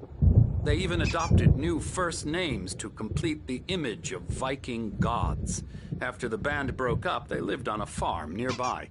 They are, well, in advanced stages of dementia. They're well cared for, TLC and all that. There's nothing more that can be done. I'm afraid that the rock and roll lifestyle has left its mark. Oh, that won't do. I'm so sorry to cut this short for now, Alan. The power has been acting up. I'd better go check on it. We'll continue this soon. Meanwhile, when you feel up to it, return to your room and try to write. It really is for the best. Don't you think? I'd like to bash his head in with a hammer. Oh, he'd love to fish out our secrets, but he has no clue. He's not crazy enough. Not crazy like us, Sonny. Yeah! Being crazy's a requirement, Sonny. Who else could understand the world when it's like this? It takes crazy to know crazy. That's the sanest thing I've heard in a while. Zane! You're all right, Tom. Hey, we like him, don't we, bro? He's got to go to the farm. The Anderson farm. Valhalla! We wrote it all down, lest we forget. A crash course. All you need to know to get your head right. You need to find the message. Here, Sonny, here's something for you. Gave me a rash, but I kept it safe from these bastards. My head was clearing up, or according to Hartman, I was sinking back into the fantasy. I was convinced he was lying to me about everything. Crazy or not, the Andersons made more sense. Tom, you got any booze on you? Yeah, no. Sorry, we have guys. a stash of the special stuff at the farm. Our own formula. Local ingredients. Medicine clears your head right up. Makes you remember like moonbeams on the brain. Oh, I just noticed. Leather patches on the elbows? That's not very rock and roll. Tom just lost is all. Baba Yaga got to him too, the damn witch. She used us all. Taken from all of us. Took my thunder, the witch. And my ravens. What were they? Memory and thought. The hag. She took something from you too, didn't she? That's what she does. We're better off. This place, the lake, it gives you power. If you're a creator, an artist, a god. Nightmare shifted in their sleep in the darkness of the lake. Yeah, that's the one. She makes sure it comes out twisted and wrong. Just ask the lamp lady. She knows what happened to that other writer. She's been using you, boy. And you let her. You went and opened the door for her, didn't you? Now, it was already open a crack. And whose fault is that? We're morally corrupt, disease-ridden, old and stupid. Doesn't mean he had to open it all the way, goddammit.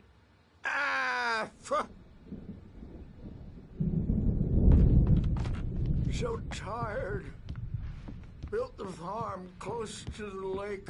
A place of... He's checking on it now. Yeah, good thing he's not overreacting or anything. Well, he's the boss. I may need a hand here later on, Birch. The storm's bound to make you-know-who jumpy. You know how they get. Gotcha. The doc's got me looking after Wake here, but holler if they get too rowdy. I'll do that, Birch. Hey, Wake, why don't you humor Dr. Hartman and give the writing a shot, huh? Typewriter's in your room. You can get to your room by those stairs, Wake. The doors were locked. Hartman and the nurses would have keys, but there was no way to get my hands on them.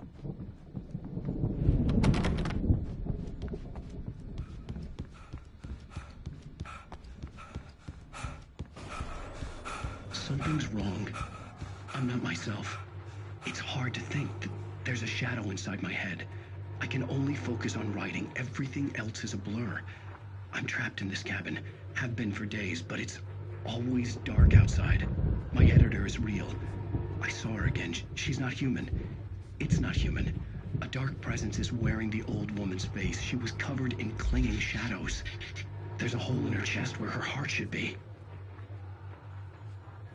I think I've made a horrible mistake. I don't think I'm any closer to saving Alice. It's been lying to me, using me to get the story it wants, and the story will come true.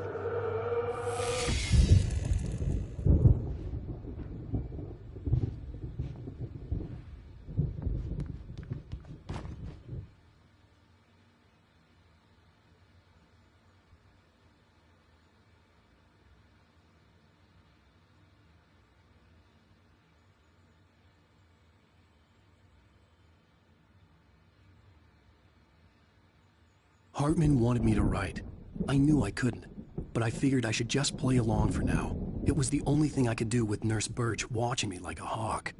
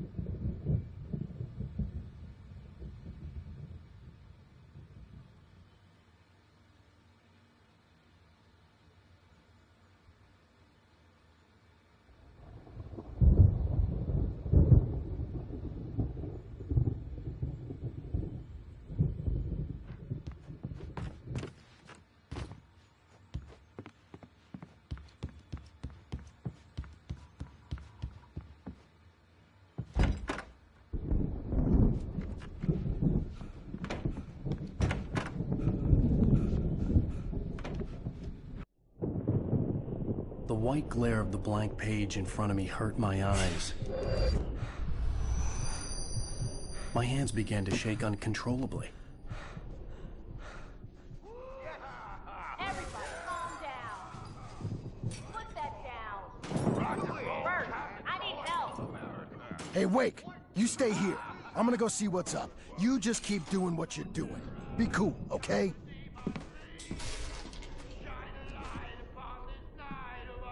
I didn't know what the chaos was all about, but it could be my only chance of getting out of here. Where the hell did he get a damn ammo?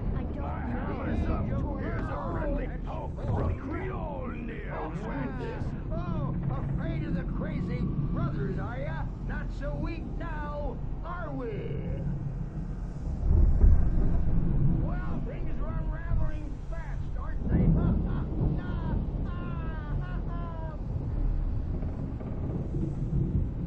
It's my store. I'm taking it. We're on a comeback tour, baby! Sinclair looked bad. That wasn't a love tap. The crazy old fart hit her hard.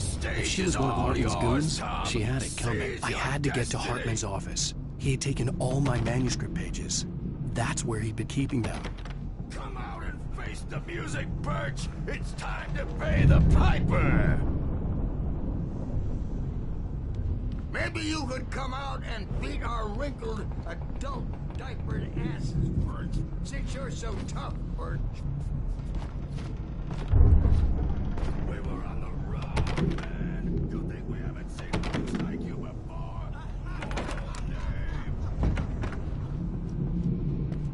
Let me out of here! Hartman, do you hear me? Or I'm gonna do your crazy quack ass to shreds! Ow! About time! Barry, Seriously, man, do you I'm have glad any to see idea how you. much trouble you're in? We need to get to Hartman's I'm office. famous. I represent a celebrity. They'll be looking for me. Oh, that's how you want to play it? Is that how...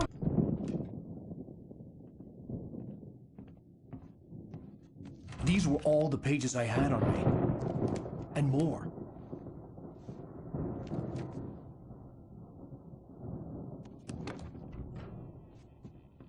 Alan, please. You're sliding back into the... Tell me one more lie and I'll shoot you in the face. Ah, well, it was worth a shot. Really, Wake, come on. Let's work together on this. You have no idea... Hartman, shut up! Barry, get out of here. I'll catch up with you. Get a car. Oh, Al, let's just... Go! Wake, listen to me. This is a mistake. Don't you see? Together we can create something absolutely wonderful. With your ability and mine.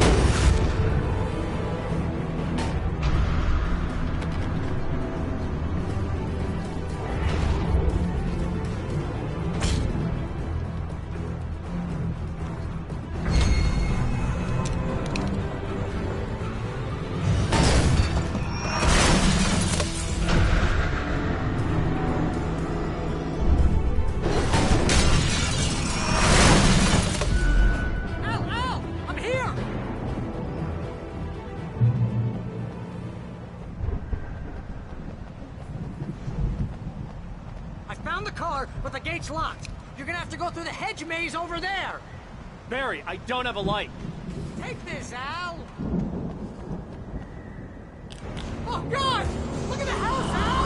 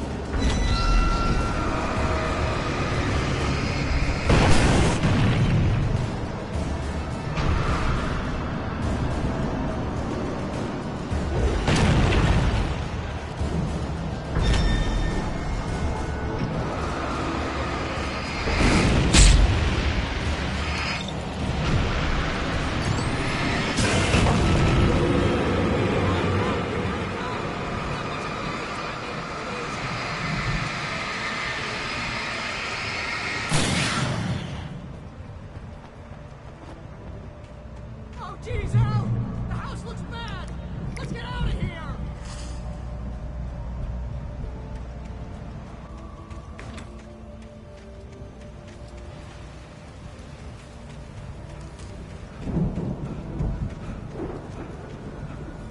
Al, hurry up! I can hear those evil guys moving around!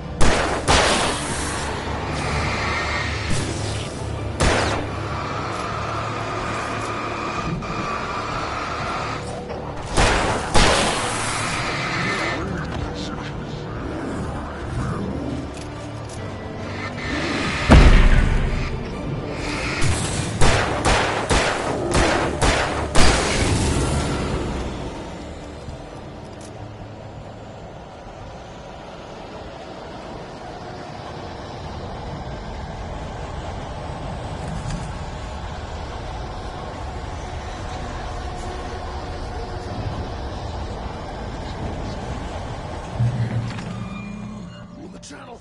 Turn it off. We don't want any fighting. It makes people mad.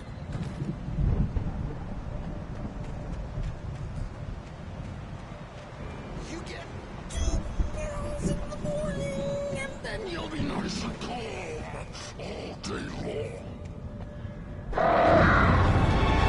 You get 3 barrels in the evening. You'll sleep like a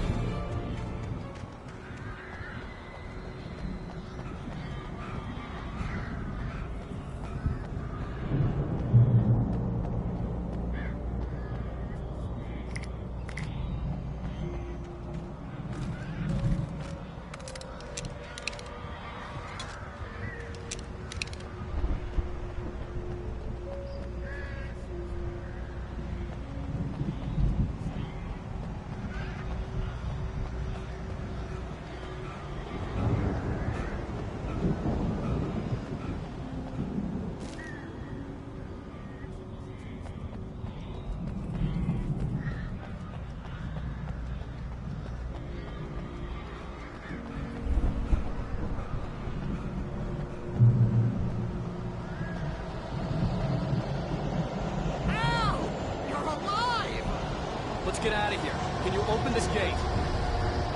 Maybe. Barry. Well, I slammed it shut when the nasty showed up, and the key fits kind of loose in the lock, so, Barry!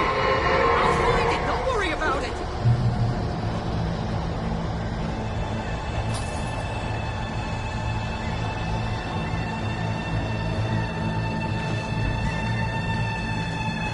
Hurry up, Barry! I'm on it! I'm on it!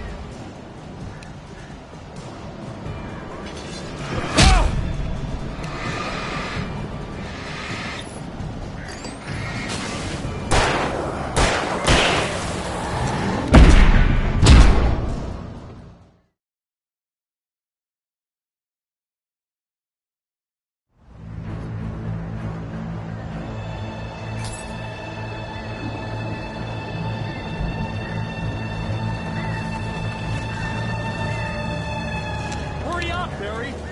I'm on it! I'm on it!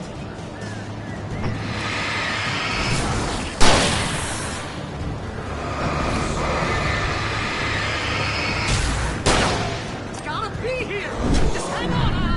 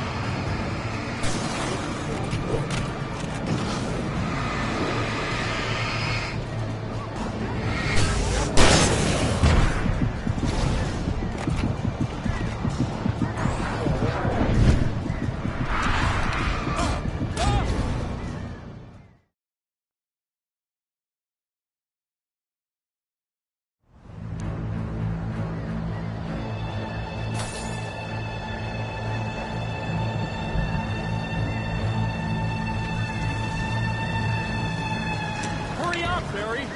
I'm on it! I'm on it!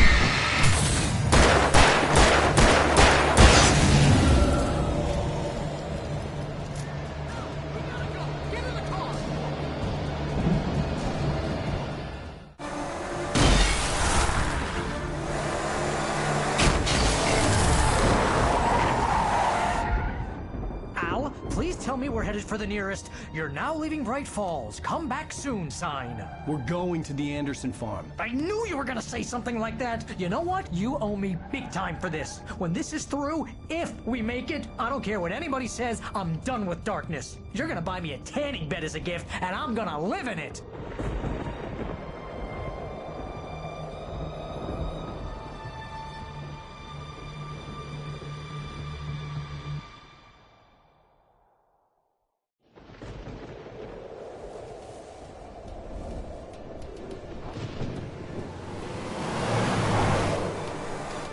I'm crazy, but that's fine, Barry. Oh, you got that right, Al. You're barking mad. You are by far the craziest... But maybe that's inevitable when you deal with crazy stuff like this. It helps. This is happening, Barry. Alice, they never had Alice. She's trapped in the darkness at the bottom of the lake, but she's not dead. Al, how can you know that? I know, Barry. I can... Al, No, listen. I can bring her back. I can find her. There's something special about this place. The lake, it does something to the works of art created here. It makes them come true. But there's a catch. The dark presence, whatever that thing is, twists it to its own ends. That's why all of this is happening. It's using my manuscript to take over everything. Al, I believe you. It happened to Thomas Zane before, it happened to the Andersons. I believe you. Crazy or not, you're not delusional. Weird shit's going down. That's a fact. I'm on board, man. I'm with you. The Andersons knew about it, but they were too far gone to tell me with all the drugs they were on. But they wrote it down. There's a message somewhere at their farm, Barry. We just need to find it. Look out!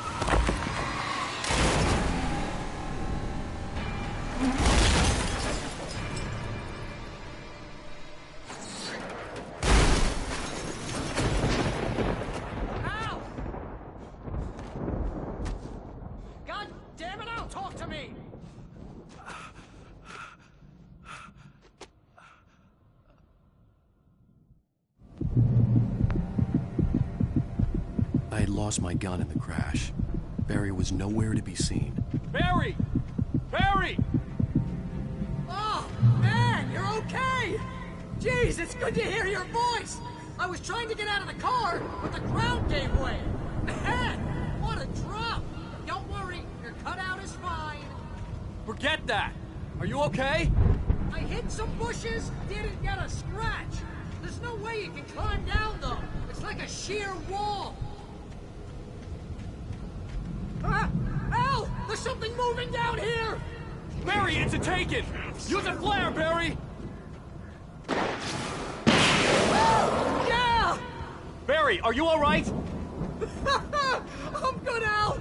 I'm great! Guess you never messed with anyone from New York City before, huh?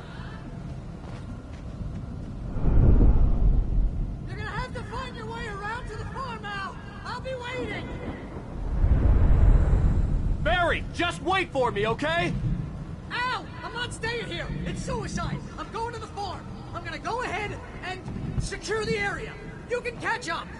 Don't worry about it! I'm on the case! Now he's Rambo. This would turn into a disaster if I didn't catch up.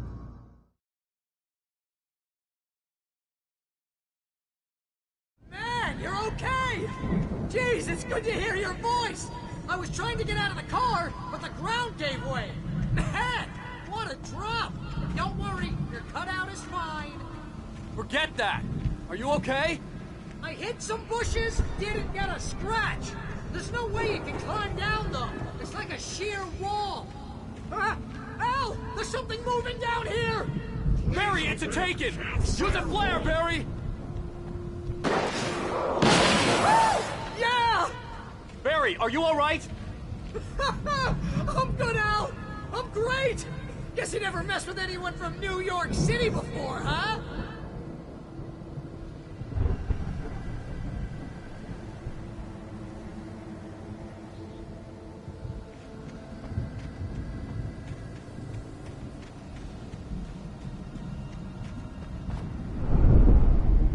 You're gonna have to find your way around to the farm, Al! I'll be waiting!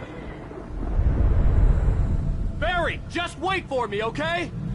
Al! I'm not staying here! It's suicide! I'm going to the farm! I'm gonna go ahead and secure the area. You can catch up! Don't worry about it! I'm on the case! Now he's Rambo. This would turn into a disaster if I didn't catch up with Barry.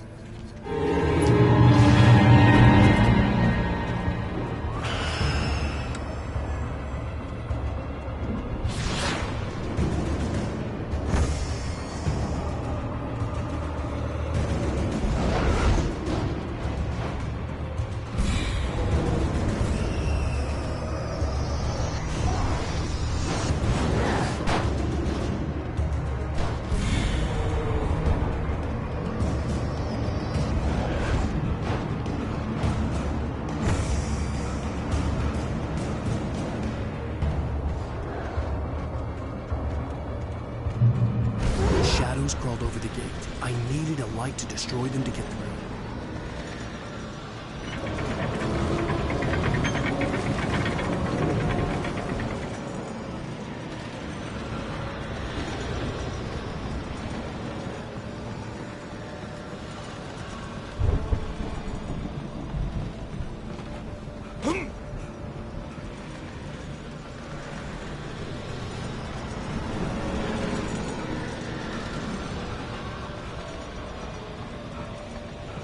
I hoped there'd still be a working generator somewhere around here to power up the old lights by the gate.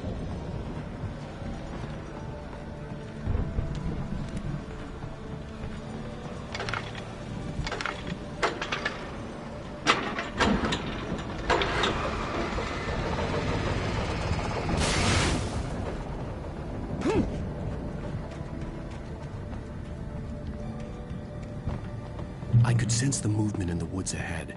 Facing the enemy without a weapon was dangerous, but I had no choice.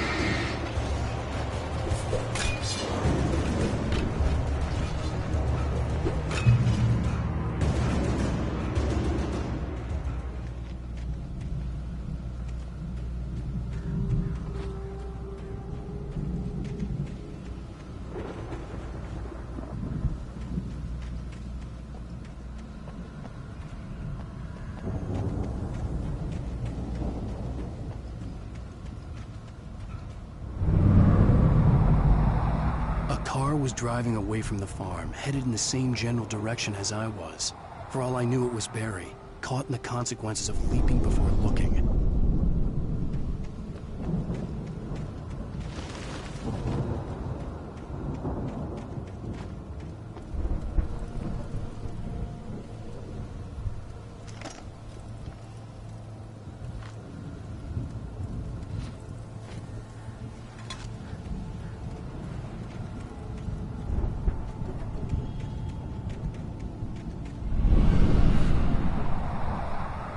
The car was heading for the cabin up ahead. It wasn't far. If it was Barry, I would see the damage soon.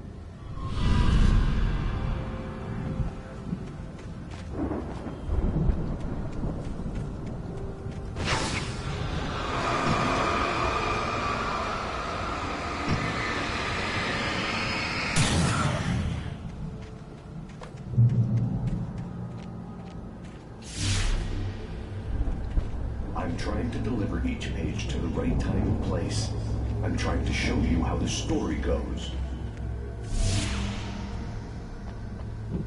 I had seen glimpses of the light before. I had seen it in my dream. It was a strange spaceman or a diver in a bulky suit. He was the one who'd been placing the pages on my path.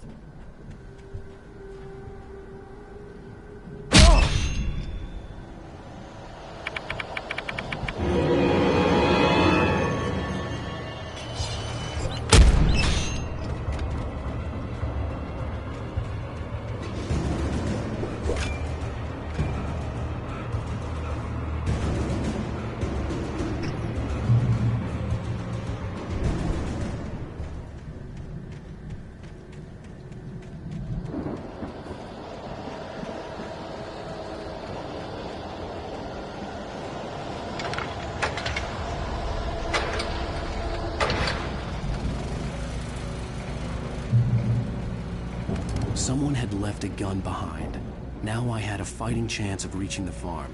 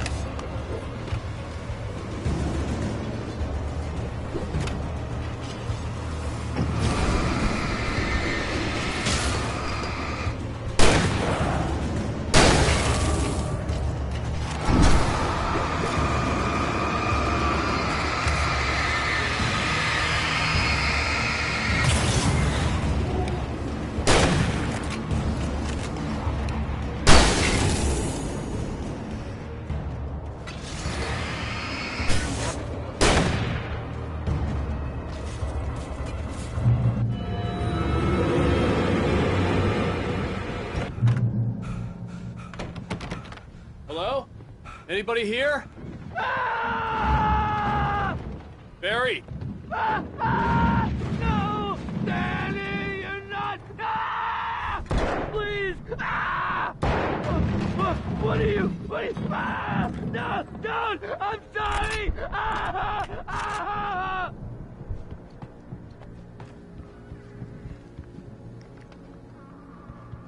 The front door was locked.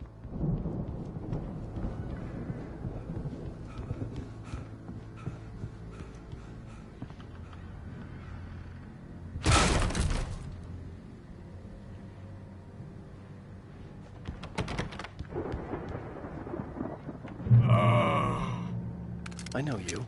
You were in jail the other day.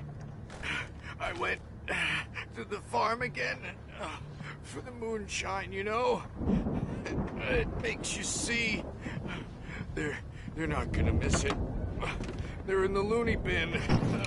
But my buddy, Danny, I lost him. Something's gone wrong with him. It's not him. Like a real bad follow-up to a real good movie.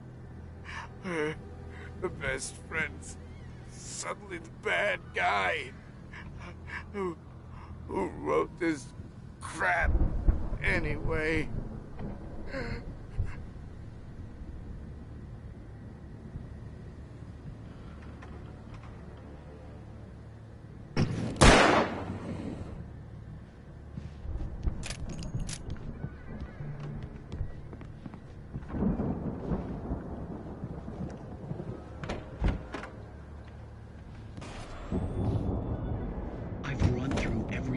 Course in my head. If I continue like the Dark Presence wants me to, the story I'm writing won't save Alice.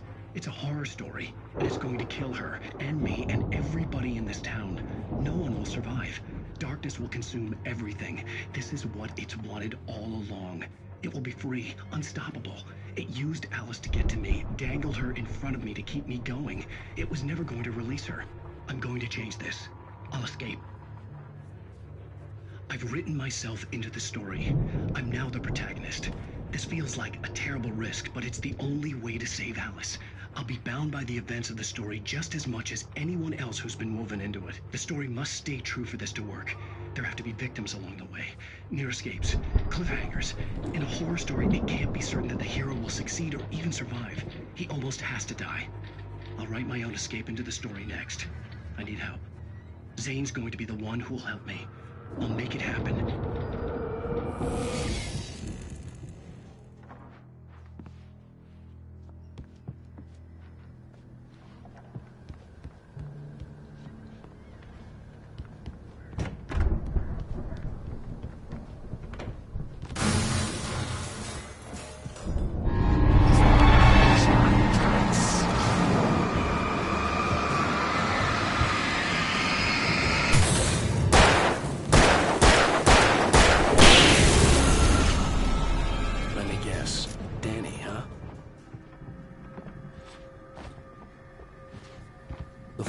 Still a good distance away. I'd need a car to get there fast. If Barry wasn't up here, he was probably in trouble down at the farm. For a moment, I felt bad for doubting him. After all, I'd made it this far myself. But Barry was Barry.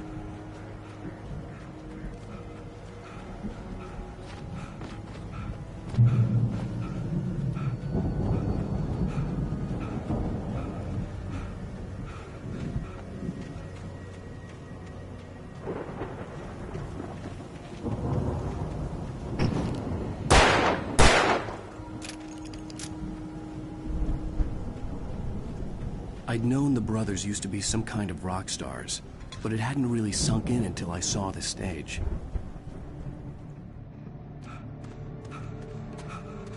Ow!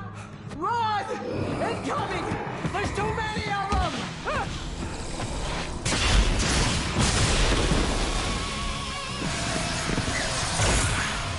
God damn!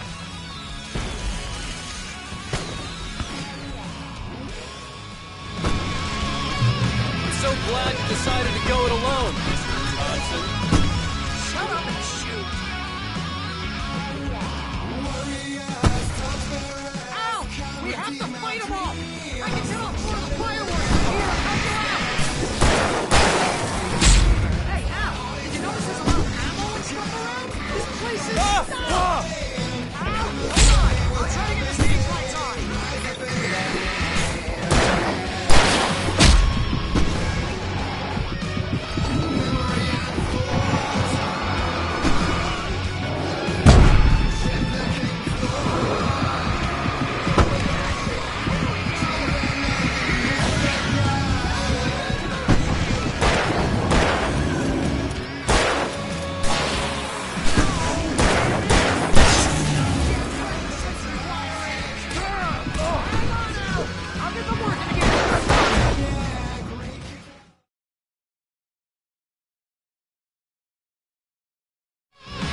So glad you decided to go it alone, Mr. Johnson. Shut up and shoot! Ow! We have to fight them off! I can set off more of the fireworks! Here, help you out! Ow! Did you notice there's a lot of ammo and stuff around? This place is... Hold on! I'm trying to get the lights on!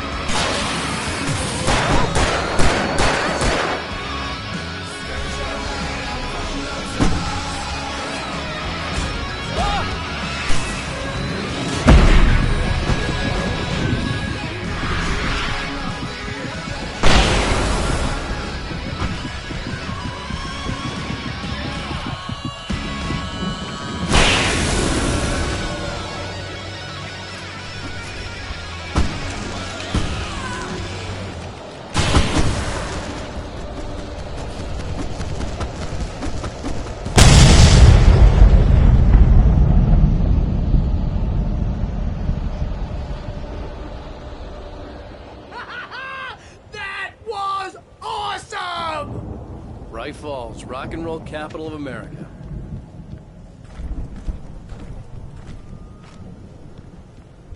Hey, Al!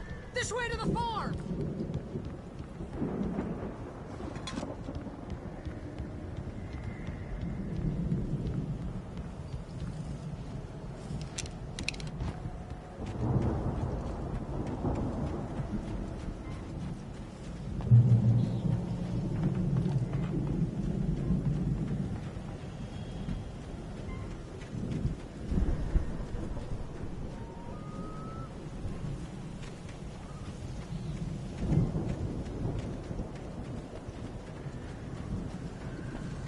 See, bestseller? No reason to worry. Your cutout's good as new, right where I left it. I'll come back for it once we have the place secured. Yeah, that's been my biggest worry all this time.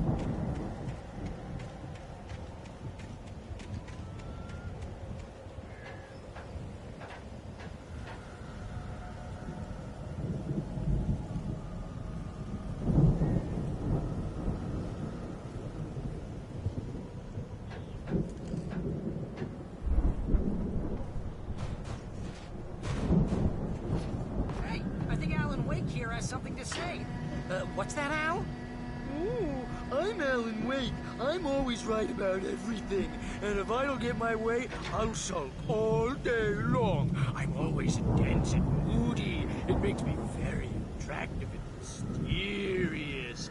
Right now, I'm just standing here because I need my best friend Barry to carry me. But that's okay. I can just take him for granted. I think I see what you did there. Yeah, it was pretty good. You want me to do my imitation of Barry Wheeler? No? Thought so.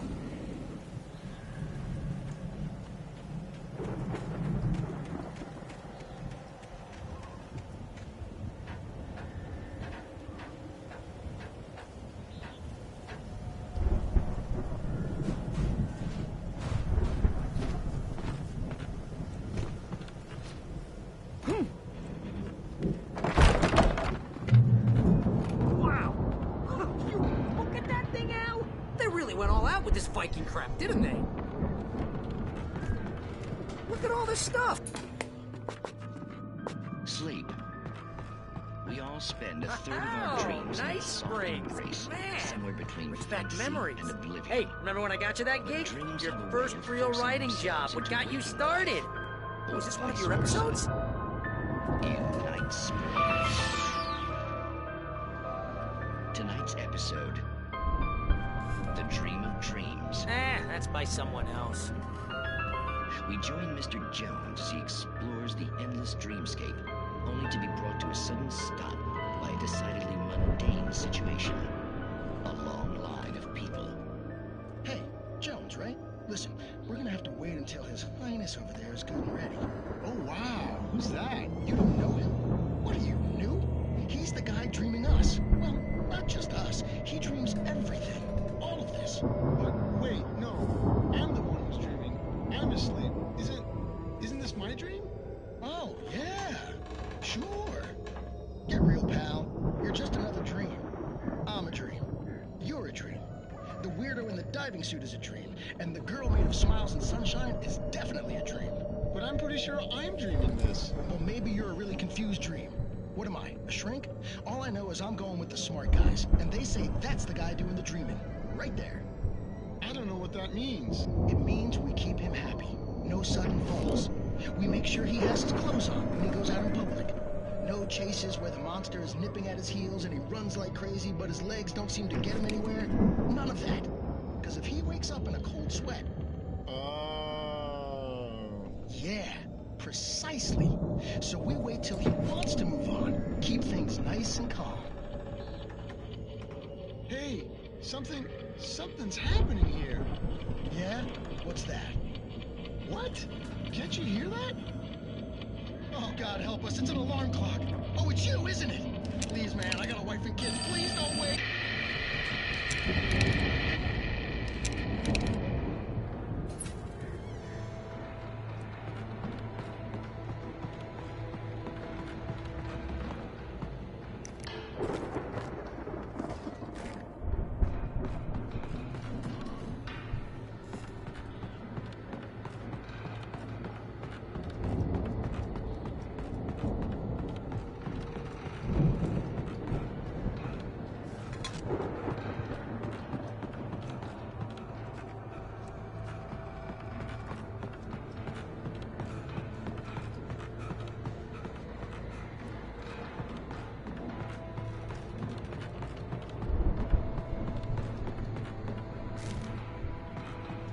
The Viking boat looked imposing, almost like a battering ram.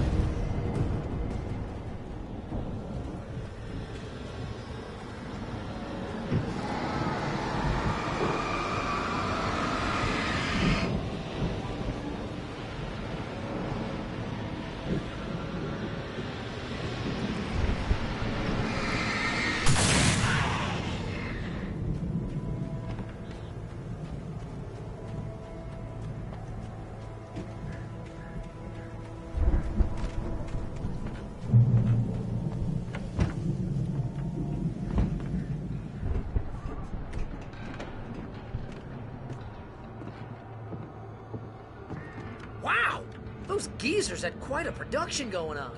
Ooh, you know what, Al? If we make it through this alive, I'm gonna start representing them. Yep, sell this stuff online, maybe get a reality show going, release a new single. Good luck with that, pal. Hey, you find us a way out here, okay? I'm gonna take a closer look at this stuff.